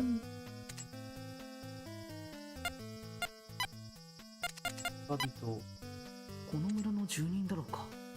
僕を物珍しそうに見ている。ね、あれ何カチャカチャしてるの？あれはね、切符。切符あるじゃん。切符を切るやつ。そうそう、あれ切符切るやつ。カチャしてる。してる。駅員さんはずっとカチャカチャやってんだよ。すみません。は？何のご用ですか？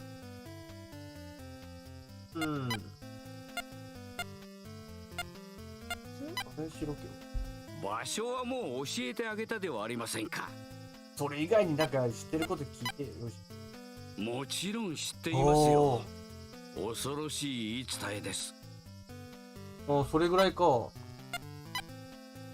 最近何か気になったことはありませんか？いえ、特には。あなたが2回来たでもことぐらいですかね。どうしてそんなことを聞くんです？もしかしてキクさんについて調べてるんですか？え？キクさんが殺されたって本当ですか？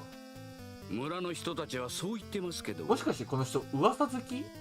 ただの噂ですよ。うん、いる。いるよね、こういう人ね。このなんもないの？あ、ちょっと待って、移動がなくなってるから、ここで何かやるのか。キクさんが殺されたって本ああ、ないね、違うね。もちろん場所はもうねえ、聞いたもんね。食べてみるか、駅員さん。真面目そうな駅。いや、ないね。なんかあるんだろうね、ここで。駅の向こうに見える山は。ああ、これは見たもんね。ってことは、やっぱこの村人かな？やっぱこの人？この人かな？一体何の用だ？何回かちょっと。なんだろう。この村の住人だろ。なんだろうね。駅の向こうに見える山は。あ、いや、これはあれか。何回か。キクさんは殺されたに違えね移えだ。動が出てこないから。あんた、あんまり嗅ぎ回らねえ方がいい。多分ここで何かあるんだろうね。綾代家についてはあ昔からあまりいい話は聞かんね。恨みに思っている人も少なくねえだろう。これは聞いたもんな。じゃあメモ見てみる。キクさん。キクさんじゃないね。あ、綾代家について。うんうん。服の暴風は生前悪どい手口で、綾代家に恨みを持つ者を自殺に追い込まれた家族もいた。これさっき話してたもんね。かわいい。かわいい。そうそう、菊だから耳のマーク。あれでしょ？あ、もう？違う。この選択肢のところ、ここ、ほら。あ、これか。これ。どっか見るの？どっか見るのか？灰皿。灰皿はいっぱいになっている。タバコを吸う人が多いのかな？なんかあんの？看板？この駅、年季違うなぁ。村にある商店の看板みたいだ。なんだ？何も変わってない。変わってない。なんかあるの？なんかある？電車の本数。この辺見たもんなぁ。頑張れ。熊田委員の看板だ。なんか、何か見落としてんの俺。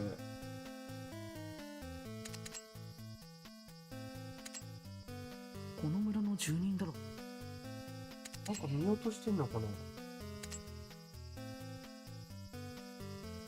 この村の住人だろうか。なんだ？何か聞くことを忘れてる？ですね。いるかしら。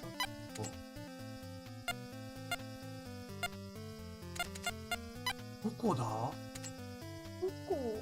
どこだ？なんだ？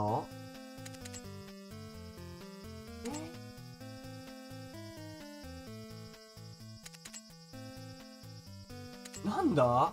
これ早速もう。なんだこれは。何だ？じゃあちょっとローラー作戦いくか。ローラー作戦いきますね。綾代家については恨みに思っている人。ローラー作戦いくわ。あんた。だね。あ、思い出す？そうそう。あ綾代家のお手伝いから話を聞かなきゃ。あ、な、来た来た。確か名前は茜さんだったな。あ、じゃあ、あかねさんに会える？あかねさんに会えるね。 19歳だからね。あ、そうか、19歳だ。 19歳だよ。 19歳か。いけたいけた。いけた、やっといけたわ。あ、聞く？あかねのこと？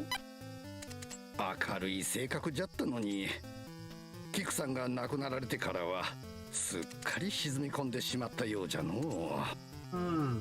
恐ろしい目に遭う前にあの屋敷を出た方がああ、なるほど。ためじゃキクさんが蘇るって思ってるからか。思い出すは重要だから情報を聞いたらしっかりやろうって。うん、そうだね。思い出す。結構重要だわ。呼ぶ。ちょっと待って。移動するがないのか？いけない。キクさんは殺された日、あれあれ？あれいけたと思ったんだけど。綾代家についてはあれ恨みに思っなんだあれ明るい性格じゃったのに。あれ待って待って。また詰まった。あ、わかったわかった。わかったわかった。わかった。これ違うな。駅員にもあかねさんとか？かな。この人結構知ってそうだもんね。すみません。は、何のご用？あ、来た来た来た来た来た。あかねのこと。本当だ。ここに集まっている人たちに絡まれてあずさん正伝解。説がどうのって言われて困っていたようでしたね。ああの人たち綾代家についていろいろと噂してるんですよ。君の悪いことまで。ー。うん。マーさんが「はい」っていやマーさんはもう参加してるからもうね一緒にそう、やもうもう。ってるから。まーさんもね、やってるから。あれキクさんが殺されたって。ちょっと待って。おで思い出す。思い出す。いやー。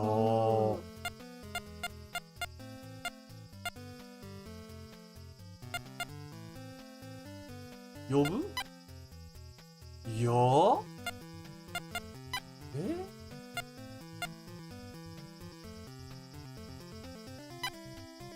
綾代家のお手伝いならさっきあここを通って綾代家の方へ行きましたよ。来たー。やっと来た。あー、なるほど。一回聞いて黄色がなくなったから終わりっていうことでもないんだね。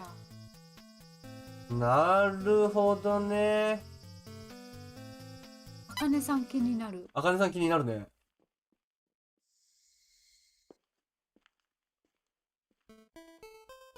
あ、お帰りなさいませ。茜が戻ってまいりましたよ。どうしましょうか。そうか。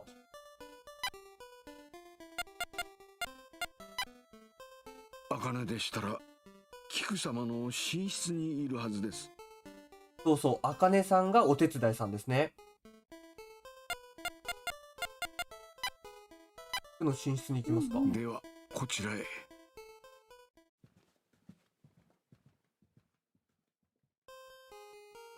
こちらが茜です。お手伝いおのー。茜です。はじめまして、宇津木探偵事務所の者です。よろしくお願いします。はい。でも私などがお役に立てるかどうか。いや、立てる立てる。一緒に探そうよ。まずキクのことから聞いていく。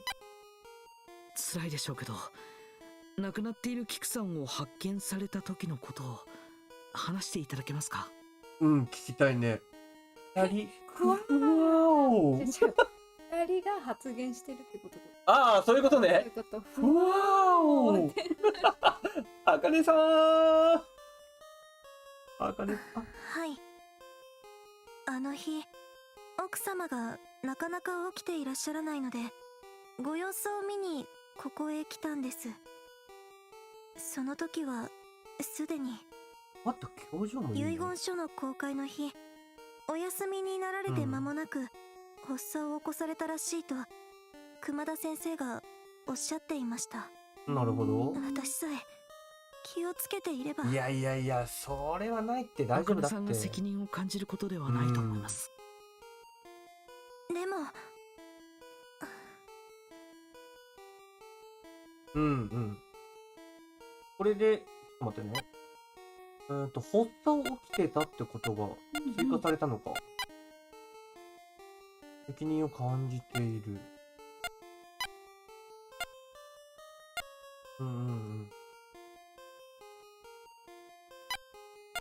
まだある？遺言書の公開が終わった後、寝室へ戻られて間もなく。一緒か。私さえ気をつけていれば。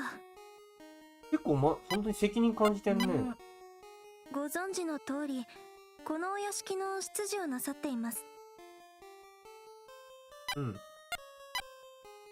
そういえば、遺言公開の日、皆様今の方へ集まってらっしゃる時に庭でアキラ様を見ました。新キャラ登場、アキラ。まだ出てくんの？アキラ様？お、声をかけようとするとちょっとだけ驚いてどこかへ行ってしまわれたのです。どうされたのかしら。リーゼントっぽいね。ちょっと素行が悪い人かな。善蔵さんはこの屋敷には幹事さん、二郎さん、あずささん、善蔵さん、それにお手伝いの茜さんしかいないと言っていたはずだ。そうだね。アキラさんの存在は知らなかったな。隠してた？もしかしてアキラの。アキラさんというのは誰なんですか？怪しいよね。幹事様の息子さんです。時々このお部屋に出入りされていました。ああ、なるほど。このお部屋に？菊の寝室に出入りしてた？怪しい。でもこのさ、いかにも怪しい人はさ、怪しくないんだよね、大体ね実は。アキラ様は幹事様の息子さんです。そうだよね、この部屋にって言ってるよね。思い出してみる。待って。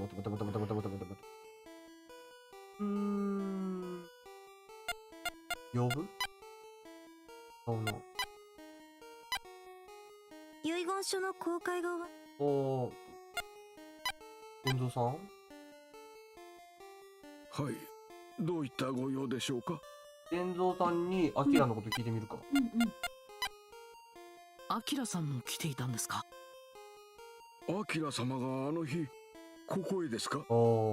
知らない。私は存じませんでしたが。ってことは、電話。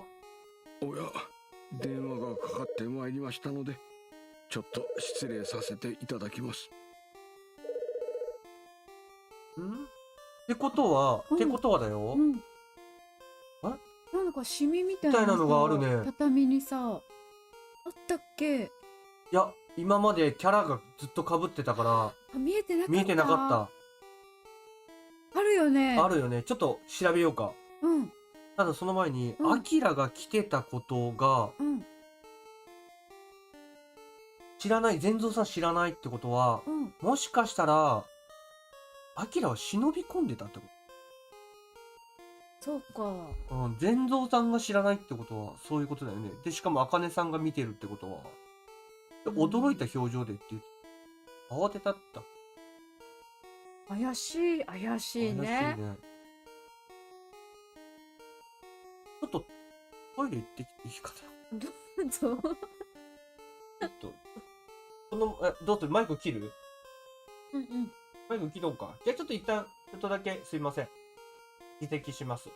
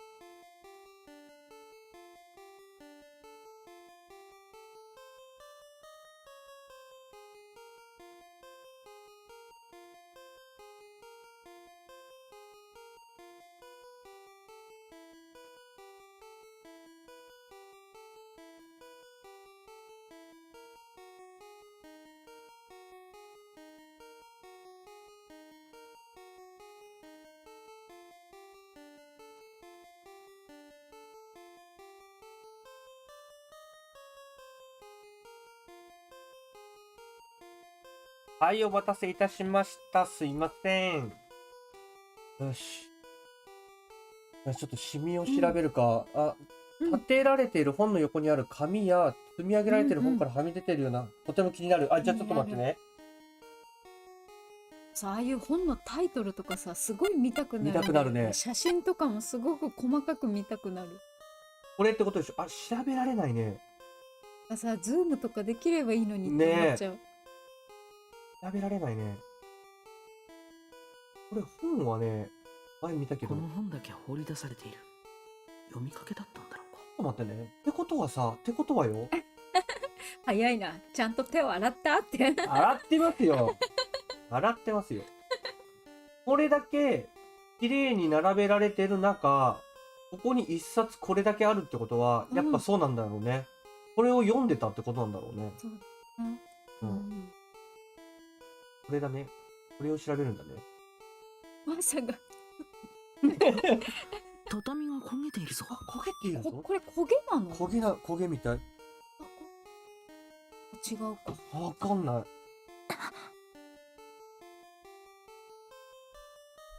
お話の途中に失礼いたしました。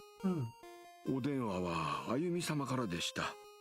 一度事務所の方へお戻りくださいとのことです。なるほど。そうでしたか。ありがとうございます。一度。焦げ跡。畳が焦げていますが、あれはどうしてそのままなんですか？焦げている？はて、いつできたのでしょうか。今まで気づきませんでしたが。そうですか。これはさ、いつから気づいてないの？気づいてないんだろう。いつから気づいて。あかねさん。何かご用でしょう？あかねさんは何か知ってますか？待って。焦げのことを。タバコなのかな？タバコなんかな？この時代にタバコ以外で使う火ってあるかな？ねあかねさん？え。どうしたの？どうした？どうしたんだ？ひどく怯えているようだけど。何どうしたの？どうした？移動する？ここで？じゃあちょっと、待ってね。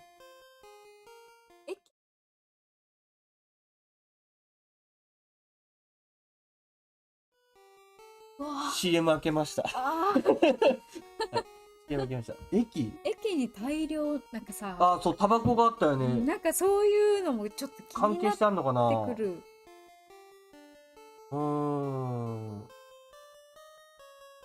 移動する？移動しようか。いや、草だわ。なんかと思うよね。だってほら、もう2時間経ったから一応ほら。一応 CM にね、CM さっきちょっと行って、開けたから CM 開けてたから。移動。そうなんだ。あれはトイレ休憩は CM だ。そう。トイレ休憩に行くときに、使おうかなと思って用意してたんだけど、使ってなかったから、使ってみようかなと思って今。ちょうど事務所に行くっていう話だから。なるほど。じゃあ、行ってみますか。調べられそうなのはこのくらいか。あゆみちゃんが待っているだろうし、事務所に向かおう。はい。善蔵さん、今日のところはこれで失礼します。さようでございますか。私めの取り越し苦労やもしれませんが、どうぞよろしくお願いいたします。これはあれですね。お酒飲んでる暇はありませんなって。飲んでる暇ある、大丈夫。推理がね、ちょっと鈍っちゃうかもしれない。鈍っちゃうかもしれないけどね。おかえりなさい。どう？明神村で何か分かった？やっぱこの子それが知りたくて電話したの。かわいいね。あゆみちゃんかわいいね。かわいいわ。なんだ、そんなことか。なんだとは失礼ね。一度行方不明になったんだから心配して当然でしょ。いや、かわいいね。そう、アイキャッチ的なね。お酒飲んで見落とさないでねって。そうだね。ごめん、ありがとう。なになに、恋仲なのこの人たち。それでどうなの？いや、こそここまで分かっまでまだ言ってたことをないんじゃない？整理してなのか推理してみたいんだ。ああ、そうだね。手伝ってくれるかな？ええ、もちろんよ。動いてるのがいいね。なんか、いいね。じゃあ推理。じゃあちょっと待ってね。せやろ、かわいいやろ、かわいいよ。かわいいよ。あゆみちゃんかわいいよ。声もさ、ほんと好き僕がなんだよ依頼されていたのは綾代商事の会長うん。綾代菊の死についての調査だった。はい。その途中であなたは事故に遭って記憶を失ったのね。恋仲おやおや依頼人はイチャイチ菊ャの突然の死に疑問を持った綾代家の執事だ。うん。菊は遺言公開の当日に死亡したという。となると確かに執事が不審に思うのもうなずける。確かに。そう思って不思議はないよね。公開当日に死亡したから不審だって思うのは人としてっていうか、まあ普通なことかな、そうだね自然なことかな。頑張ります。カサカサ、クピクピ。あれ飲んでる飲んでる飲んでらっしゃる。遺言公開には菊の甥いと姪にあたる綾代寛治と次郎、そして春日あずさが立ち会ったらしい。なるほどね。3人で立ち会った。寛治の息子綾代明という男が公開の当日に屋敷に来ていたらしいが偶然なんだろうか。今のところ菊の死因は心不全以外に考えられないようだけど。確かに菊の死には不自然なものを感じるわね。遺でも言書には自然っちゃ自然なんだ。菊が残す遺産や権利の相続について書かれていたんだろうね、きっと。そうね。となると綾代商事のことを調べる必要がありそうね。それは私が引き受けるわ。ああ、なるほど。だからあなたは綾代家に行ってもっと詳しく調査してきてね。ありがとうあゆみちゃん。失った記憶は完全じゃないけど頑張らなきゃね。でも今日はもう遅いから調査再開は明日にしましょう。今日はいろいろありすぎてさすがにクタクタだ。これ1日目の話か。ゆっくり休んで明日に備えよう。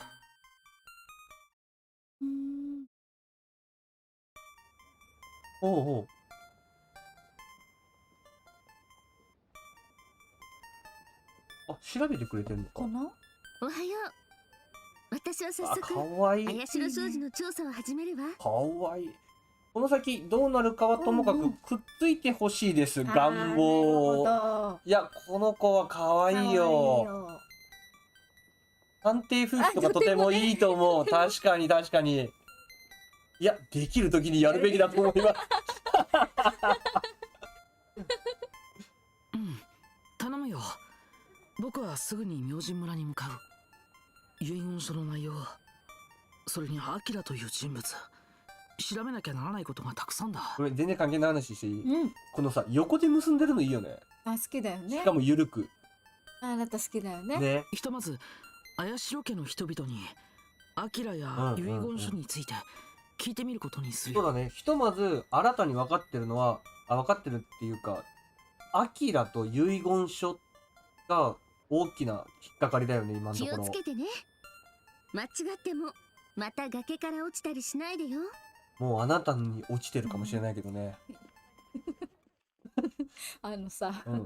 やめて。なんだよ、やめてって。第2章。遺言。左腕に腕時計ということは、あゆみさんは右利きですねってすごいそうか。そうだよ。そうか。おはようございます。いや、右利きとかさ、左利きとかさ、結構大事じゃん。大事。さすがマーさん。これがシャーロック・ホームズ仕込みの観察眼ってやつですね。新宗さんは聞きましたよ。あなた探偵なんでしょ？キクさんについて調べてるんですか？えらい。なんかやたらキクさんこだわるね、この人。君の笑顔が好きやで。なんで新宗さんまでさ。まあやっぱりキクさん殺されたんでしょうか。なんかそう言われるともう怪しく見えてくるじゃん。見えてくる。私的にはさ、うん大体もうさサスペンスドラマでうん。もう出てきてるはず、犯人が。犯人が。ああ、そうだね。大体ね最初あたりに出てくる。まず、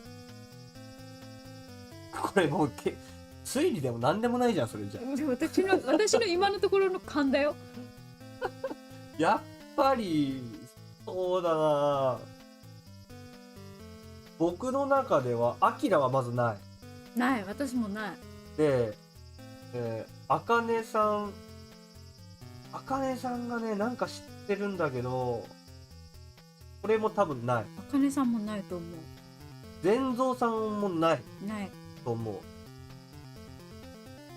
で、ただ、一つ言えるのは、うん。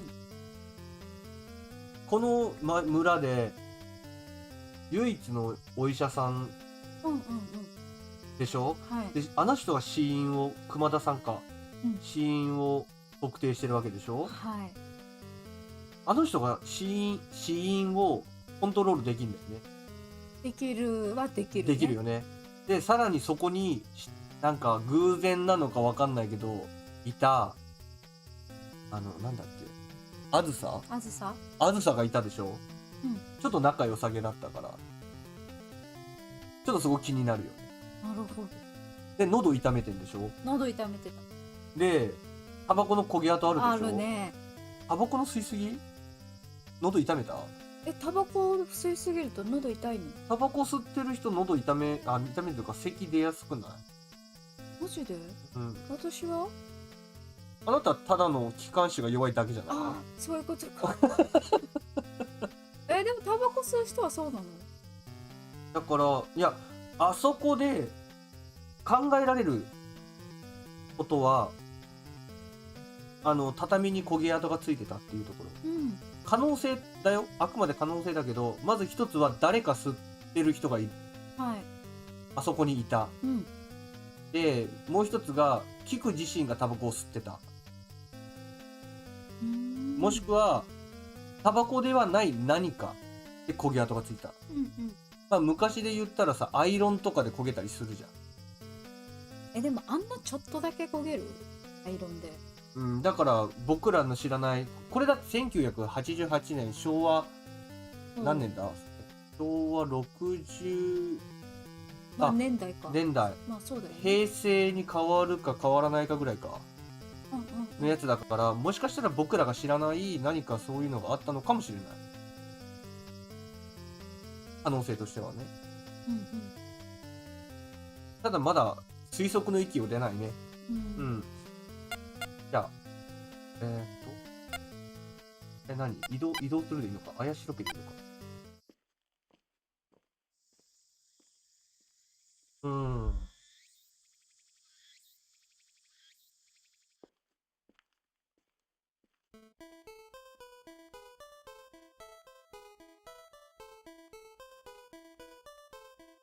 おはようございます。おはようございます。今に寛治様がお見えです。来たご紹介いたしますので、どうぞ。来たよ来たよ。寛治さん、菊さんの甥だったな。はい。だからここで寛治と会うから、うん。それではご案内いたします。今から今まで出てこなかった人たちが容疑者として上がってくるのかもしれない。あ、この課長っぽいね。寛治様、失礼いたします。探偵。あ、ごめん、飛ばしちゃった。ゆっくりくつろいでおったのに、一体何の用かね。はじめまして。お邪魔してしまい申し訳ありません。手短に済ませますので、少しお話を伺わせてください。どうしたの？崖じゃないの？本当だ、絵が飾ってあるのあの崖じゃん。ね。有名なとこ？まあよかろう。ここで拒んであることないこと言われてはかなわん。ただ伝蔵さんの立ち振る舞いがすげえ紳士。うん。羊って感じ。調べていい？はい。これあの絵じゃん。どこかの崖の絵みたいだ。いや、あなたが落ちたところじゃないの。すごいぽいけど。ぽいけど。写真が飾られている。うん。この方は喫煙者ですね。この方あ、は。本当だ。灰皿ある。電話だ。必要な時は借りることにしよで、この人も右利きですね。なんでう。メモと鉛筆などが用意されている。どういうこと？電話をしながらメこモを取の人もるための右利ものだ。き？うん。幹事さんか。うん幹事さんも右利きですね。それ何？腕の組み方とか？そうそう、腕組み。そうなの？うん。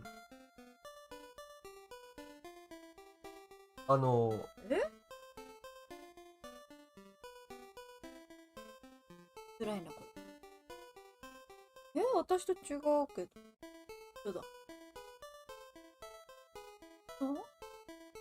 あ、この人左利きだ。ちょっと待って。この人、どう組んでる？こう組んでるから、この人左利きだ。これは今、私何？あなた、私こうだけど。あ、じゃあ、それ癖だ。だいたいさ、この腕の組み方でさ、右利き、左利きって出る？出る。動かしやすい方がね、上に来るんだよ。あ、そうなその？なんで私右利きのはずだけど。おかしくない？おかしいね。動かしやすい利き腕の方が腕組んだ時に上に来がちなんだよね。大体そうなんだ。うん。写真だ。ボケ。これね、写真あるね。写真。なんかね、写真が飾られている。だけ。重厚感のあるソファーだ。ファミタンは確かバックログあるから確認できるよって。バックログ。プログ。ねえ。どれだ？どれでかな？バックログ。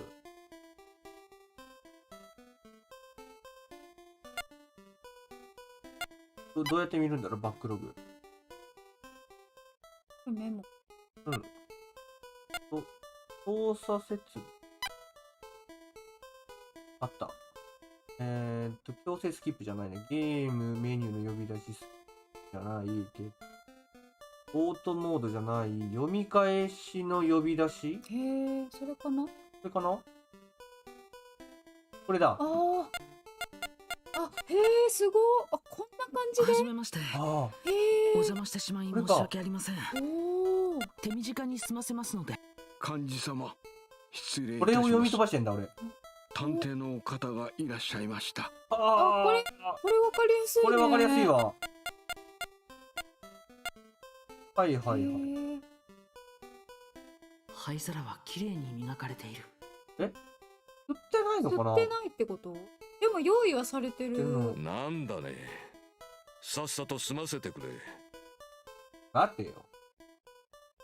じゃあ話聞いていくか。あ、ね、ボイスも聞き直せるっていいね。急なことで驚いたよ。まだ会長として頑張ってほしかったのだが。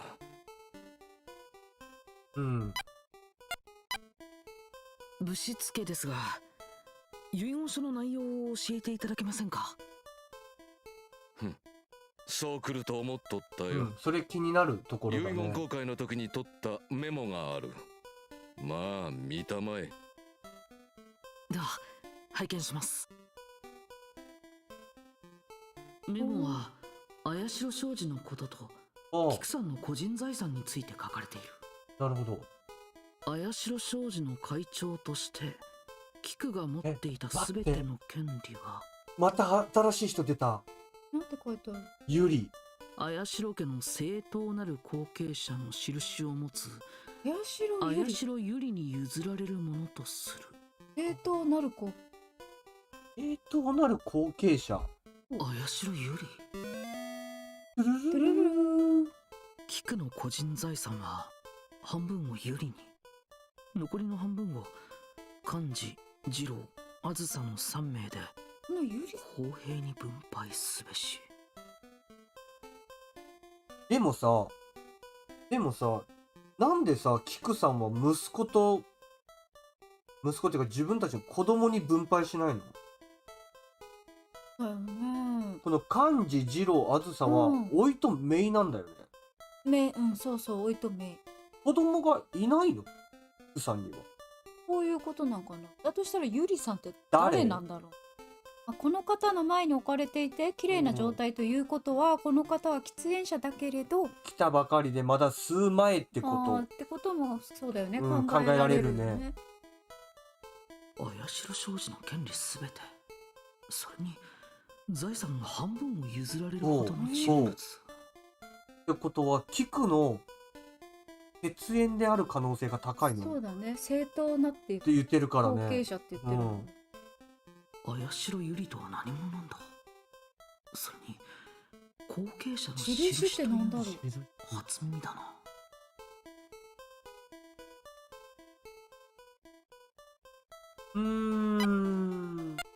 アキラのこわしの息子だが、23にもなって仕事もせずにフラフラしよって。確かにさっきフラフラしてたよ。してた。遺言公開の日、アキラさんも来ておられたそうですが。何？わしは知らんぞ。第一、アキラは遺言公開のことなぞ知らんはずだ。ってことは偶然？アキラさんは時々キクさんの部屋に出入りはしていたらしいが、たまたまなんだろうか。この幹事さん結構気短い人かもしれないよ。どうして？足トントンさせてっから。あ、そうなん。わしの弟だ。まあそうだな。わしの右腕としてよく働いてくれているよ。わしと次郎さえいれば綾代商事は安泰だ。有能なんだね。ひどい借金で随分金に困っているようだ。もともとここの遺産を当てにしとった上に会長やわしにまで借金をしとる。ああ、なるほどね。バカなやつだ。ゆりさんは？ゆりさんというのは誰なんです？会長の一人娘だ。娘？20年前家を飛び出したまま行方不明だ。一人娘ってことは子供は一人だけで、家を飛び出したまま行方不明だから、一応財産としてはおいと姪に渡すってことか。キクさんには娘がいたのか。しかし行方不明とは。何があったんだろうね。印。後継者の印って何なのですか？どんなものかは知らんが、綾代家の先代の実の子供や孫といった本家筋の人間だけが手にできるそうだ。手にできる？物ってこと？物ってことかな。だからあざとか、そういう感じではなくではないってことだね。わしら分家筋の人間には縁のない代物だよ。そうなれば古くから屋敷にいる善蔵さんでも知らないか。ただし正当な後継者が現れなかった場合、綾代商事はわしら親族の手によって運営していくことになる。当然だな。まあそうだね。じゃあそのゆりさんはまさか何かの陰謀に巻き込まれた説ある？他にキクさんに関して何か気づいたことはありませんか？何もない。善蔵は妙に勘ぐっているようだが、会長は病死だと医者も断定している。これがね怪しいんだよね。だというのに仕事とはいえ君もこんな村までご苦労なことだな。君もだろうがわしも忙しいのだ。あ、そうだろうね。会長が亡くなってしまった分会社を切り盛りせねばならん。なるほど。綾代商事はわしに、いや会社のことはわしと次郎に任せておけばいいんだ。なんか含みがあるね。今の含みがある。ねえ、なんか含みがあるね。呼ぶ？あ、ユリ。ここにいるわけがないな。そうだね。そうだね。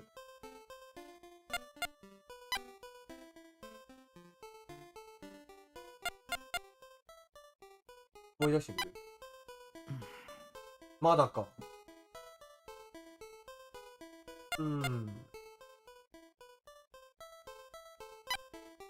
天蔵さん。はい。どういったご用でしょうか。ユリーさんのこと聞こうか。あ、ユリーさんとしるしか。キクさんにはお嬢さんがいたんですね。はい。まさかユリ様のお名前がキク様の遺言書に書かれていたとは。遺言書を知らないからか。ユリ様は大変美しく心の優しい方でした。ある事情でこの家を出られたまま、今ではどこにいらっしゃるのかさえわからないのですが。なんだある事情。なんだある事情って。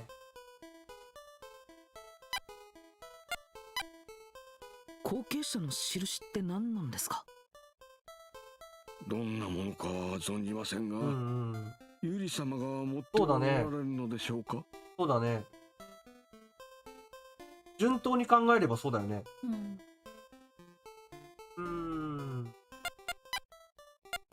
アキラは？アキラ様はいらっしゃいませんが。いないか。あと、なんかあるか？ジロー？前にお話ししたことぐらいでか。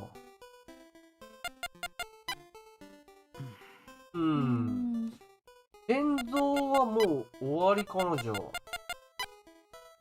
いえ、これといって。これといってない。じゃあ、3時？なんだね。さっさ。わかったよ。なんか気づいたことある？綾代商事は違うね。なんだ？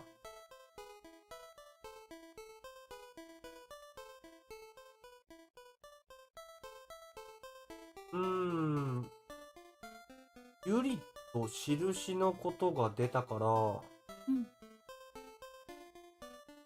でもさ、なんか引っかかるんだよな。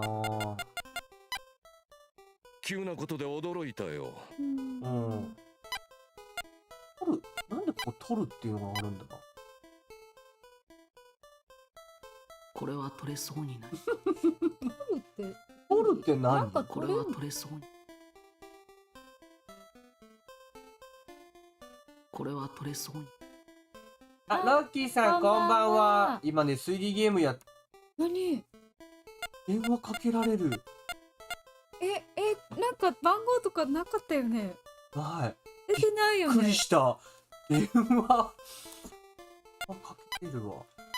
メモは？メモを取るなら自分の手帳にしよう。そうですよね。まあそうですよね。では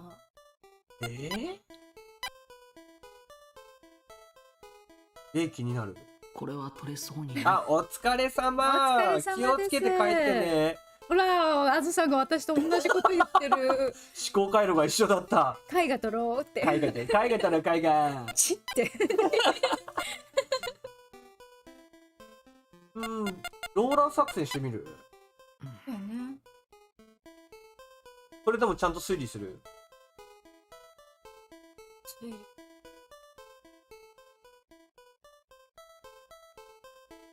むずいよ。じゃあ急なことで驚い。じゃあ一個ずつローラー作戦してみるか。なんだ？体験しますか。すみません。メモは綾代商事の会長、綾代家のさっきと一緒だね。菊の個人財産は一緒か。一緒だね。親に迷惑ばかりかけおる。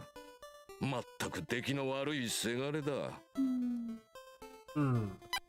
昨日と今日で現場に28時間いましたって。綾代商事はそれはきつきい。つい。もう昔というか、まあ前のスー君もね、そんな時があった。そうだね。あった。でもロッキーさん、それは本当に体に悪いの悪いで、よ。うん。本当にまあまあ、その責任感があることはね、すごく大事だし、ことなんだけど、自分の体大事だよ。そう大事にしてください大事にね。ね。 20年前に行方不明になったままだ。よりにもよってなカーテぜそんなン止めって2人間に。箇所あるんですかね。同じところに止めると思っていました。え、斜めになってるからってこあと？、そういうこと？後継者の印がどんなものかはおーあ、上とそこ綾代下に商事はなるほど。わしと次郎に任せ。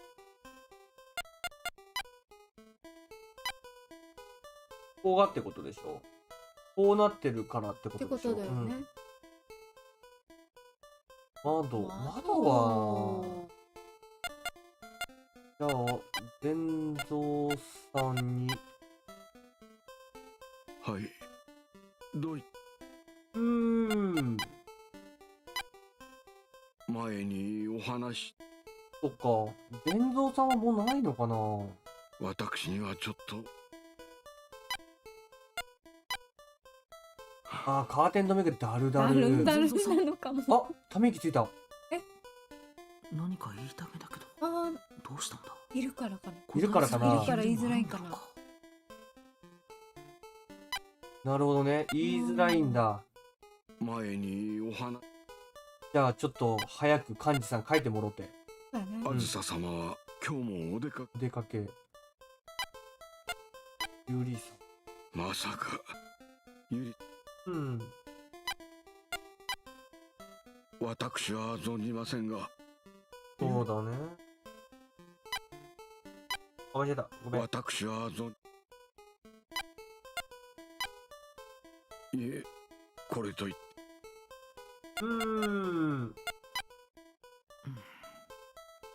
なんあか、ー、これなんどこだ？かあるんだろうね。どこだろう。思い出す？いや、思い出したけどダメだった。ダメだった。なんかあるんだろうね。何かがある。抜けてる。やっぱ調べんのかな。なんか調べんのかな。ああ、じゃあさ、やっぱ、灰皿かな。いざら？やっぱ灰皿かな。灰皿はきれいに磨かれている。違うの。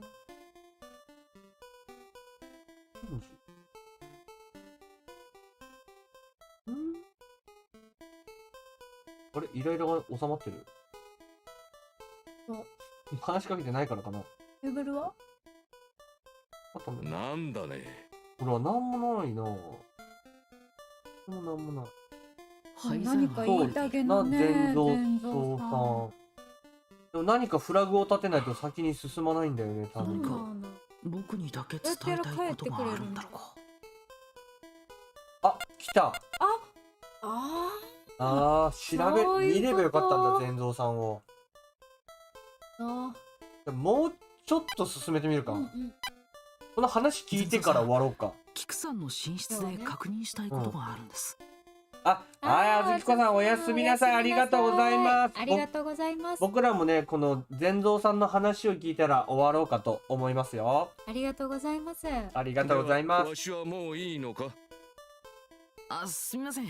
確認した後でお聞きしたいことがあるので、お待ちいただけますか。なんだと？まったく。探偵とは自分勝手なものだな。ごめんよ。そうだね、磨かれてるってことは灰が入っていない、タバコ吸わない。結局吸わなかったね。ああいうさ、ほら、うん足をトントンする描写があるならさ、もしかしてそうその吸っても良さそうタバコを吸う描写があってもいいのかなと思ったから、言いづらい何かが。吸わないんかな。吸わない、もしくはマーさんが言ったように吸う前に僕らが来た、もしくそれは、もある。うん、いろいろ考えちゃうね、こういうのって。割るあさん。さすがでございますね。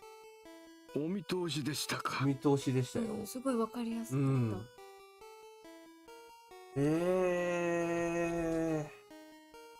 何言うんだろう。何言うんだろう。うん。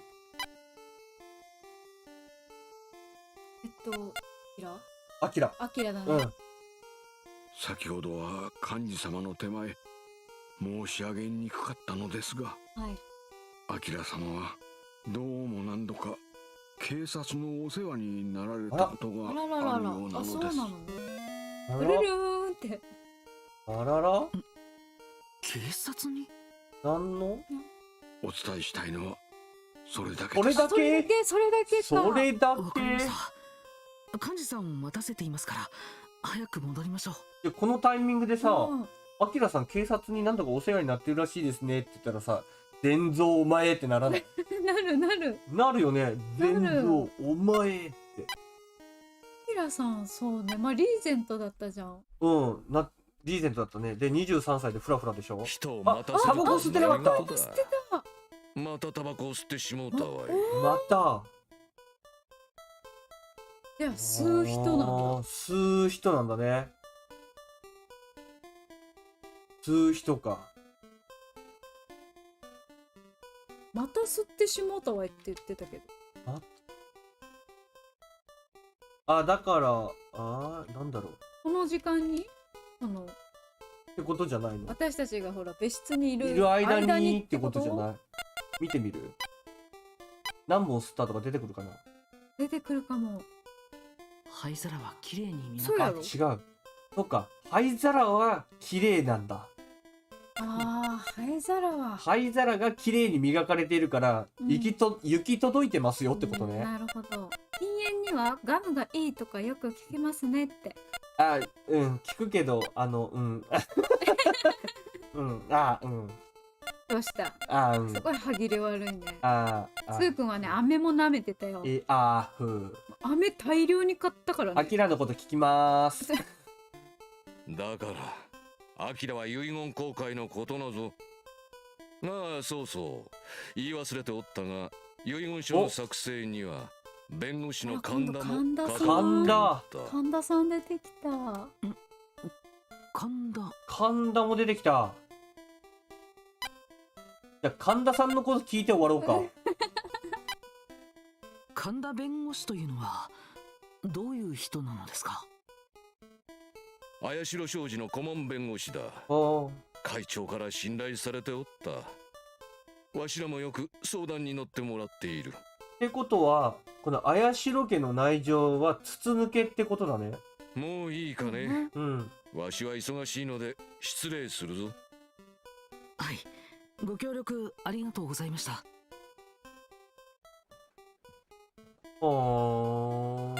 そう、やめ時がわからなくなる。わからない、これ。やめ時がわからん。こういう推理物ってやっぱ気になるね。気になる。どういったご用でしょうか？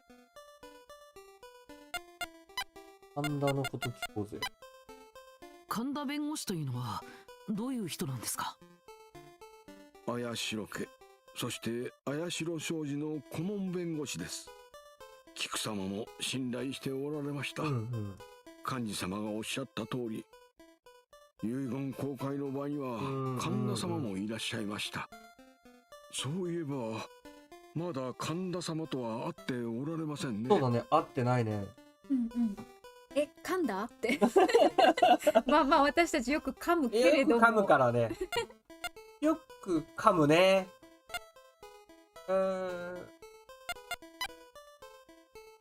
なるほど。まだ聞けるんじゃない？神田さんのこと。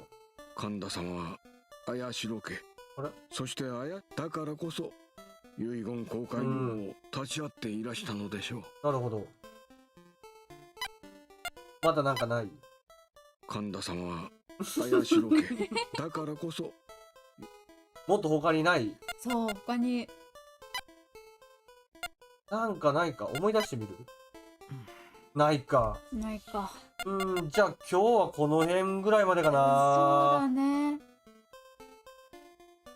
これみんな気づいてくれてたから、なんで火曜日に配信したかっていう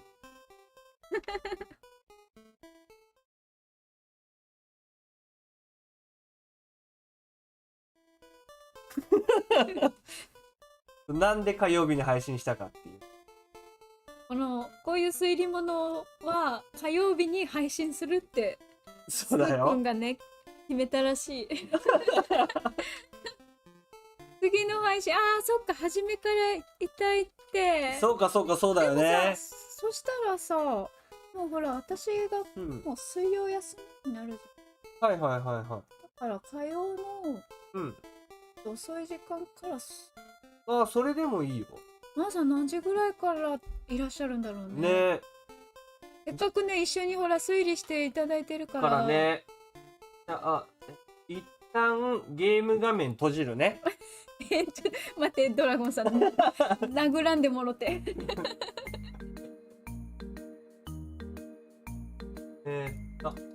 そしたらこれか、こっちだ、こっちこっち。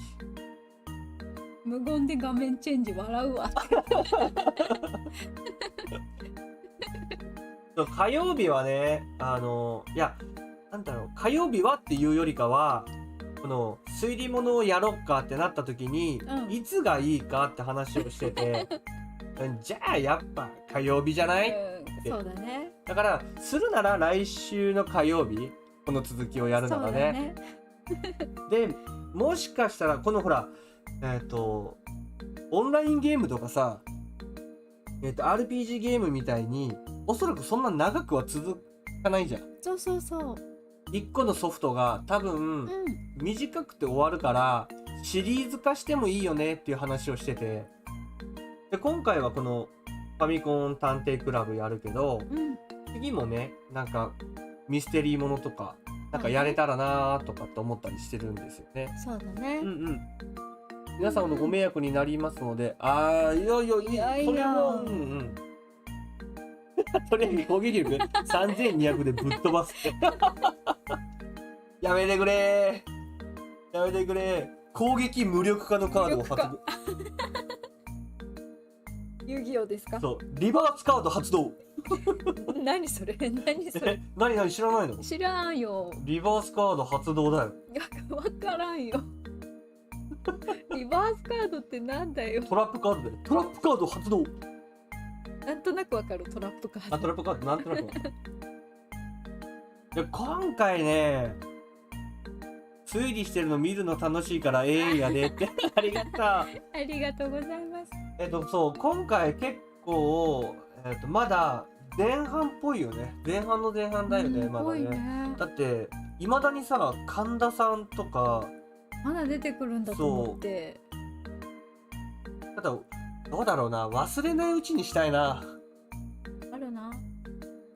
内容でしょ。そう、内容を。火曜日するっつってるけど。そう。火曜日じゃない。これさ、気になるよね、みんなね。これはそうだよね。気になるよね。じゃあ日曜日？日曜日？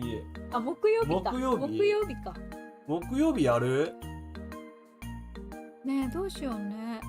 残念ながら悪魔竜ブラックデーモンズドラゴンが戦闘を行う。相手はカードを発動できない。マジで？効果発動無効なの？何それ、最強じゃん。カード発動できないはちょっときついね。効果の対象にならないとかもきついけど。きつい。じゃあ本当に木曜日やる？全然決めてもろて。じゃあ木曜日やろっか。気になるよね。気になるね。確かに気になるから、次の木曜日やろっか。それか、そっか、あなた明日ダメだもんね。明日仕事じゃないの？明日は仕事でしょ。明日の夜でもいいんだけど。どうする？どっちがいい？そしたらまた後でツイッターで報告しようか。明日するか木曜日するか。そうだね。水曜日するか木曜日するかちょっと決めようか。いろいろちょっと予定を確認してから。そうだね。次回へ続く。いや、面白かったねえ。今後どうなるんだろう。そう、まさかの木曜サスペンス劇場。いいんいよねこれね、サスペンスってなんでいいじゃん。どうしようかな。なんかさ、僕なりにでもまとめたいな。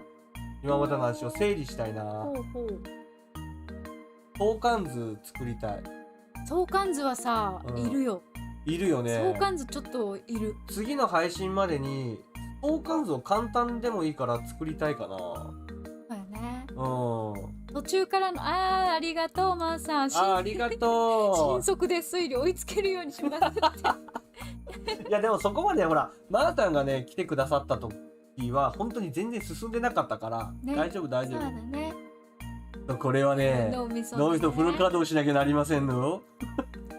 あずさん。あずさん、ありがとうございます。無理なさらず、うん、ね、お休みをしてくださいませ。本当にもう今からただただ食べるだけなんで。そう、本当食べるだけだから。もう眠たい時は寝ましょう。寝ましょう寝ましょう。見ていただけるのは本当に嬉しい。私そうだからさ、ちょっとごめんね、リーゼントでさ、面白いほら、ツイッターが上がってて、リーゼントの、リーゼントってさ、私前髪のあそこだと思ってたの。はいはい。前髪出てるじゃんか。出てる部分ね。あれがリーゼントだと思ってたんだけど、あれはリーゼントじゃないんだって。あれはポンパドール。あ、ポンパドール、はい、ポンパドール。リーゼントここ。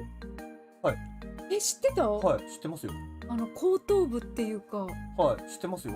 知ってたの？はい。知ってますよ。何？常識なんこれ？いや、だって突っ張ることは男のあれですよ。常識なのこれ？ポンパドールですよ。いや、言われてみたらそうじゃん。あれポンパドールかって思ったけど、そこがリーゼントだと私は思ってたから。違う。いや、ポンパドールちょっと強めじゃない？だとしたらポンパドール強めじゃないあれ。ポンパドールってもっと可愛いもんだと思ってたから。私そのツイッター見てびっくりしたんだもん。いや、それは別に可愛いか可愛くないか別でしょ。あずさんおやすみなさい。おやすみなさい。ありがとうございます。そう飛び出た部分だと思ってたんだって私もう本当に。ポンパドールって入れると紅茶が出てくるんだけど。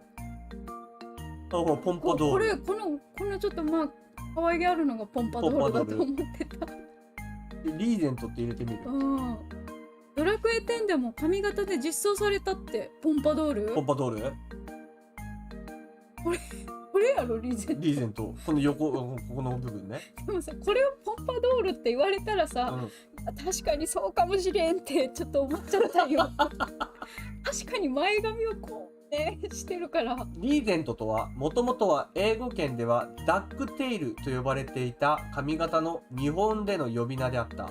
ダックテイルの最大の特徴は後頭部での形状にあるが、日本ではしばしば前髪を高くしたポンパドールを指すものと誤解されている。やっぱほら違うんだ。これだよ、ここ。後頭部なんだって。この後頭部をリーゼントっていうらしい。知ってますよ。いやいいね押しちゃったもん。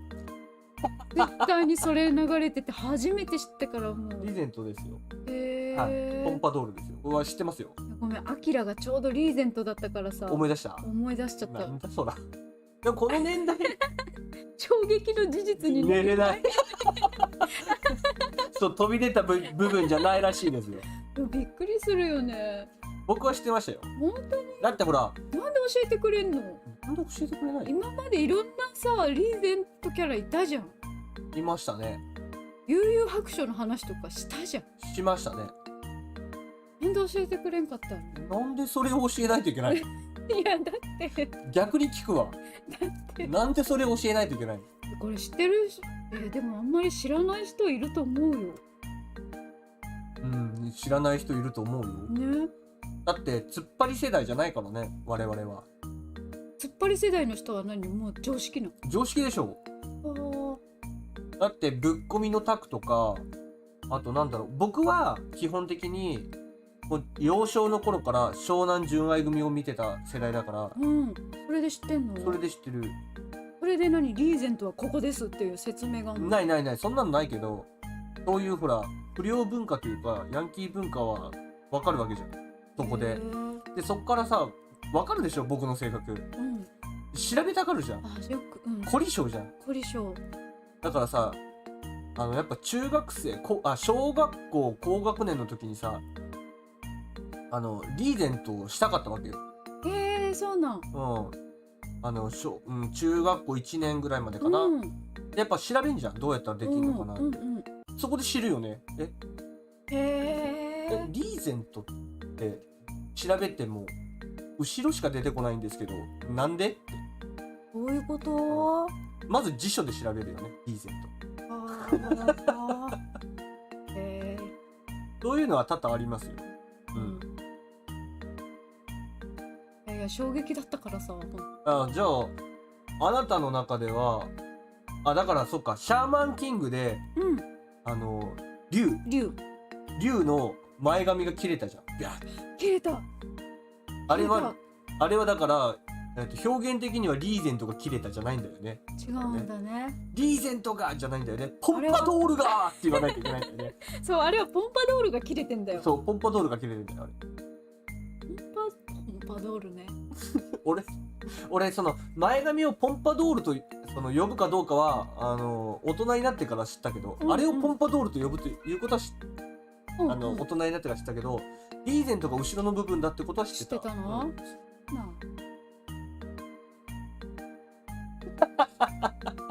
そうそう、ハート型の切り口。これは知ってるね、シャーマンキング。シャーマンキングを知ってるね、あずきっこさん。シャーマンキング面白いから好きなんだよね。面白かったよね。大好き。関係ないけど、次アイキャッチするときはかっこいい感じの声でファミコン探偵クラブってタイトルコールにしてほしい。いやもうそうさ、それは厳しいわ。次どうしようかな。だってかっこいい感じの声でって言ってるよ。かっこいい感じ。今日もかっこいい感じじゃなかった。スハタ任三郎です。今日のさ、このさ、スーハタさん何言ってるか分かったんかな。私この人何言ってんだろうと思って全然聞き取れなかったんだけど。そしたら俺が言ったテキストの全文を載せる？載せようか。載せた方がいいよ。載せる？多分これみんなさ、私はテキストを見てるから、こんなこと言ってたんだって思うけどさ、聞いてるだけだとさ、何言ってんだろうって思ってた。なるほどね。俺の滑舌の悪さでってこと？つゆくの滑舌の悪さが悪さが際立ってた。なんだマジかよ。じゃあちょっとテキスト全部載せるわ。全部載せる。そんなん言われたらさ載せるしかないじゃん。最初のね、モノマネのやつ、ね、最初のどこにじゃあ動画公開でアーカイブに残ったら俺のその全文テキスト全部載せるわ。これさ、新宗さん台本があるんだって。台本あるよ。だってさあれだけだってバイクの入れ忘れとかさ、あったじゃん。マイクも入れ忘れてる。なんかその他なんていうの、画面のさ準備もグダグダしてる、っていう中でテキストなかったら俺絶対喋れないって思ったから。そう、まーさん冒頭ね、スーくん。そう冒頭ね。スーくんがスーハタさんのモノマネでね。見せよっか。いやこれアーカイブで最初の方、一番最初の方ね確認して。ほらアドリブで何か言ってるのかと思ったなんて言ってたか多分わからないね。皆さんご無沙汰しております。スーハタ任三郎ですって言ってた。結構長文言ってたよね。結構長文言ってたね。なんか言ってたらしい、俺が。なんかこれまたさ字幕つけたらわけわかんない字幕になんだろうね。そうだ、1個思い出したわ。みんなに言いたいなと思ったことが1個だけ。これ、皆さんには全然関係のない話なんだけど、今ので笑った。ちなみにアーカイブの多分11分あたりぐらいからかな。最初ね、マイク入れ忘れてるから無音です。そうなんだよ。最後ね、マイク最初入れ忘れてる。あ、どうしようか。そこカットしようか。そこカットそこカットしようか。そこ編集するわ。そうだね。カットするわ。カットして上げ直すわ。じゃないと見づらいから。うん。そうそう。あ、で、皆さんにね、ちょっと聞いてほしいことが一個だけあって、あずきっこさんとかさ、コレさんとかさ、配信されてる方は、わかると思うんだけど、YouTube って、まあ、アナリティクスか。自分の動画、チャンネルにどういう人が見に来てくださってるか。個人情報とかじゃなくてね、何歳ぐらいでとか、男女比とかが出るんですよ。で、自分のチャンネルとか、なんだろう、この動画にどういう検索をかけてきたのかっていうのも分かるんですよ。すごい。そう、こういうことを調べて、こういう単語で調べてる方がこの動画にたどり着きましたっていうのが分かるようになってて、あ、聞いたことある。そうそう。それでさ、僕字幕をつけるようにしたじゃん。滑舌の悪さ。そうやね。ね、滑舌の悪さをみんなに笑ってもらおうと思って字幕をつけるようになってから、その字幕を YouTube とか Google が、テキストとして認識してるんだよね。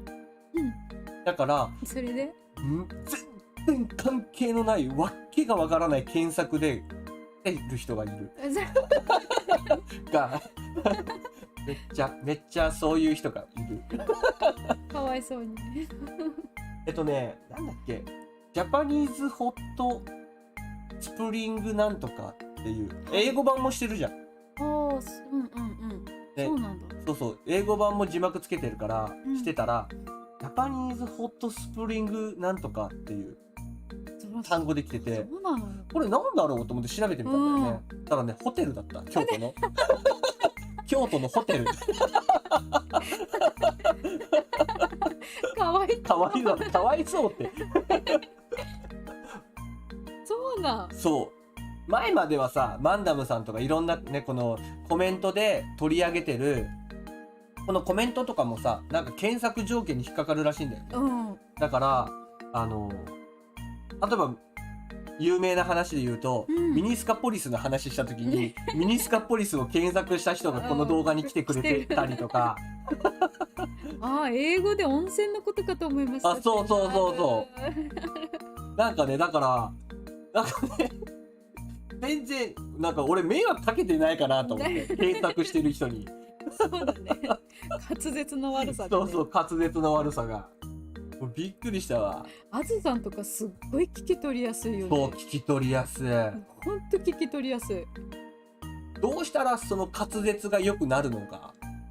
スーくんと言ってたあずさんの声は、ほらコナン役の、声優さん。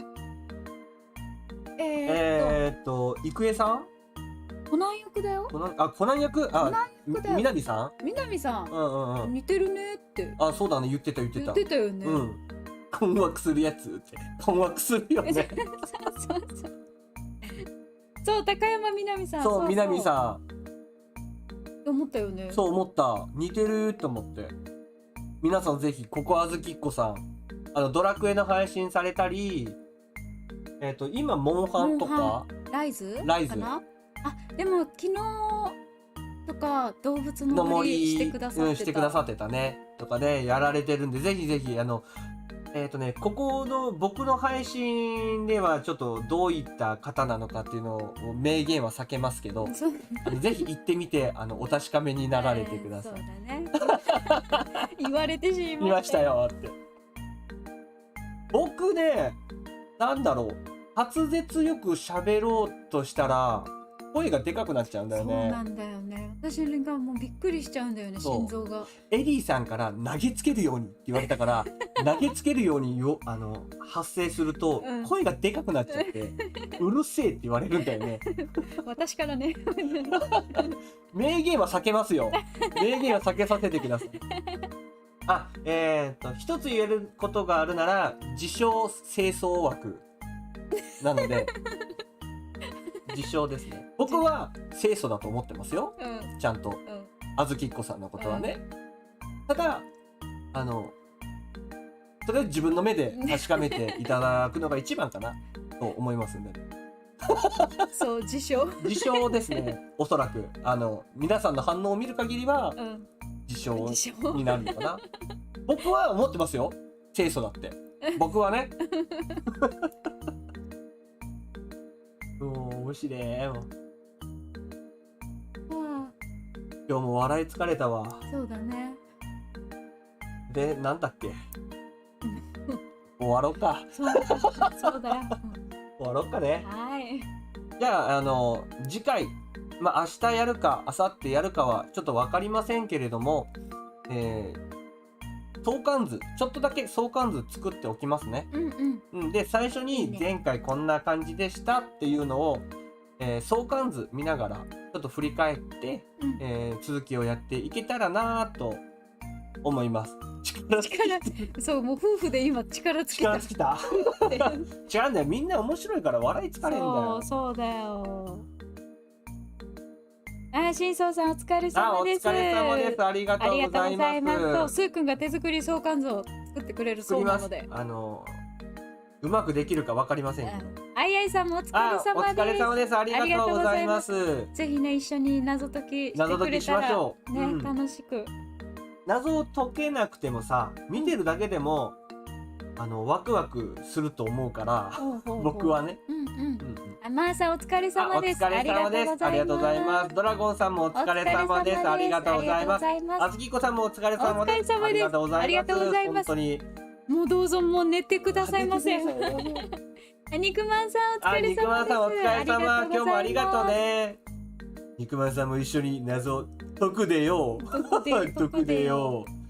はい、こんな感じでね、このチャンネルは、ミスタースプリングとスズランの自由気ままな夫婦が雑談しながらのんびりと配信をしておりますので、よかったらね、チャンネル登録とかチャットとか、気軽にしていただけたらと思います。はい。ではでは、今日も3時間近いですね。3時間近く、最後までお付き合いいただいて、コメント、チャット、たくさんいただきましてありがとうございます。ではまた次の配信でお会いできたらと思います。ではではお疲れ様でした。おやすみなさい。おやすみなさい。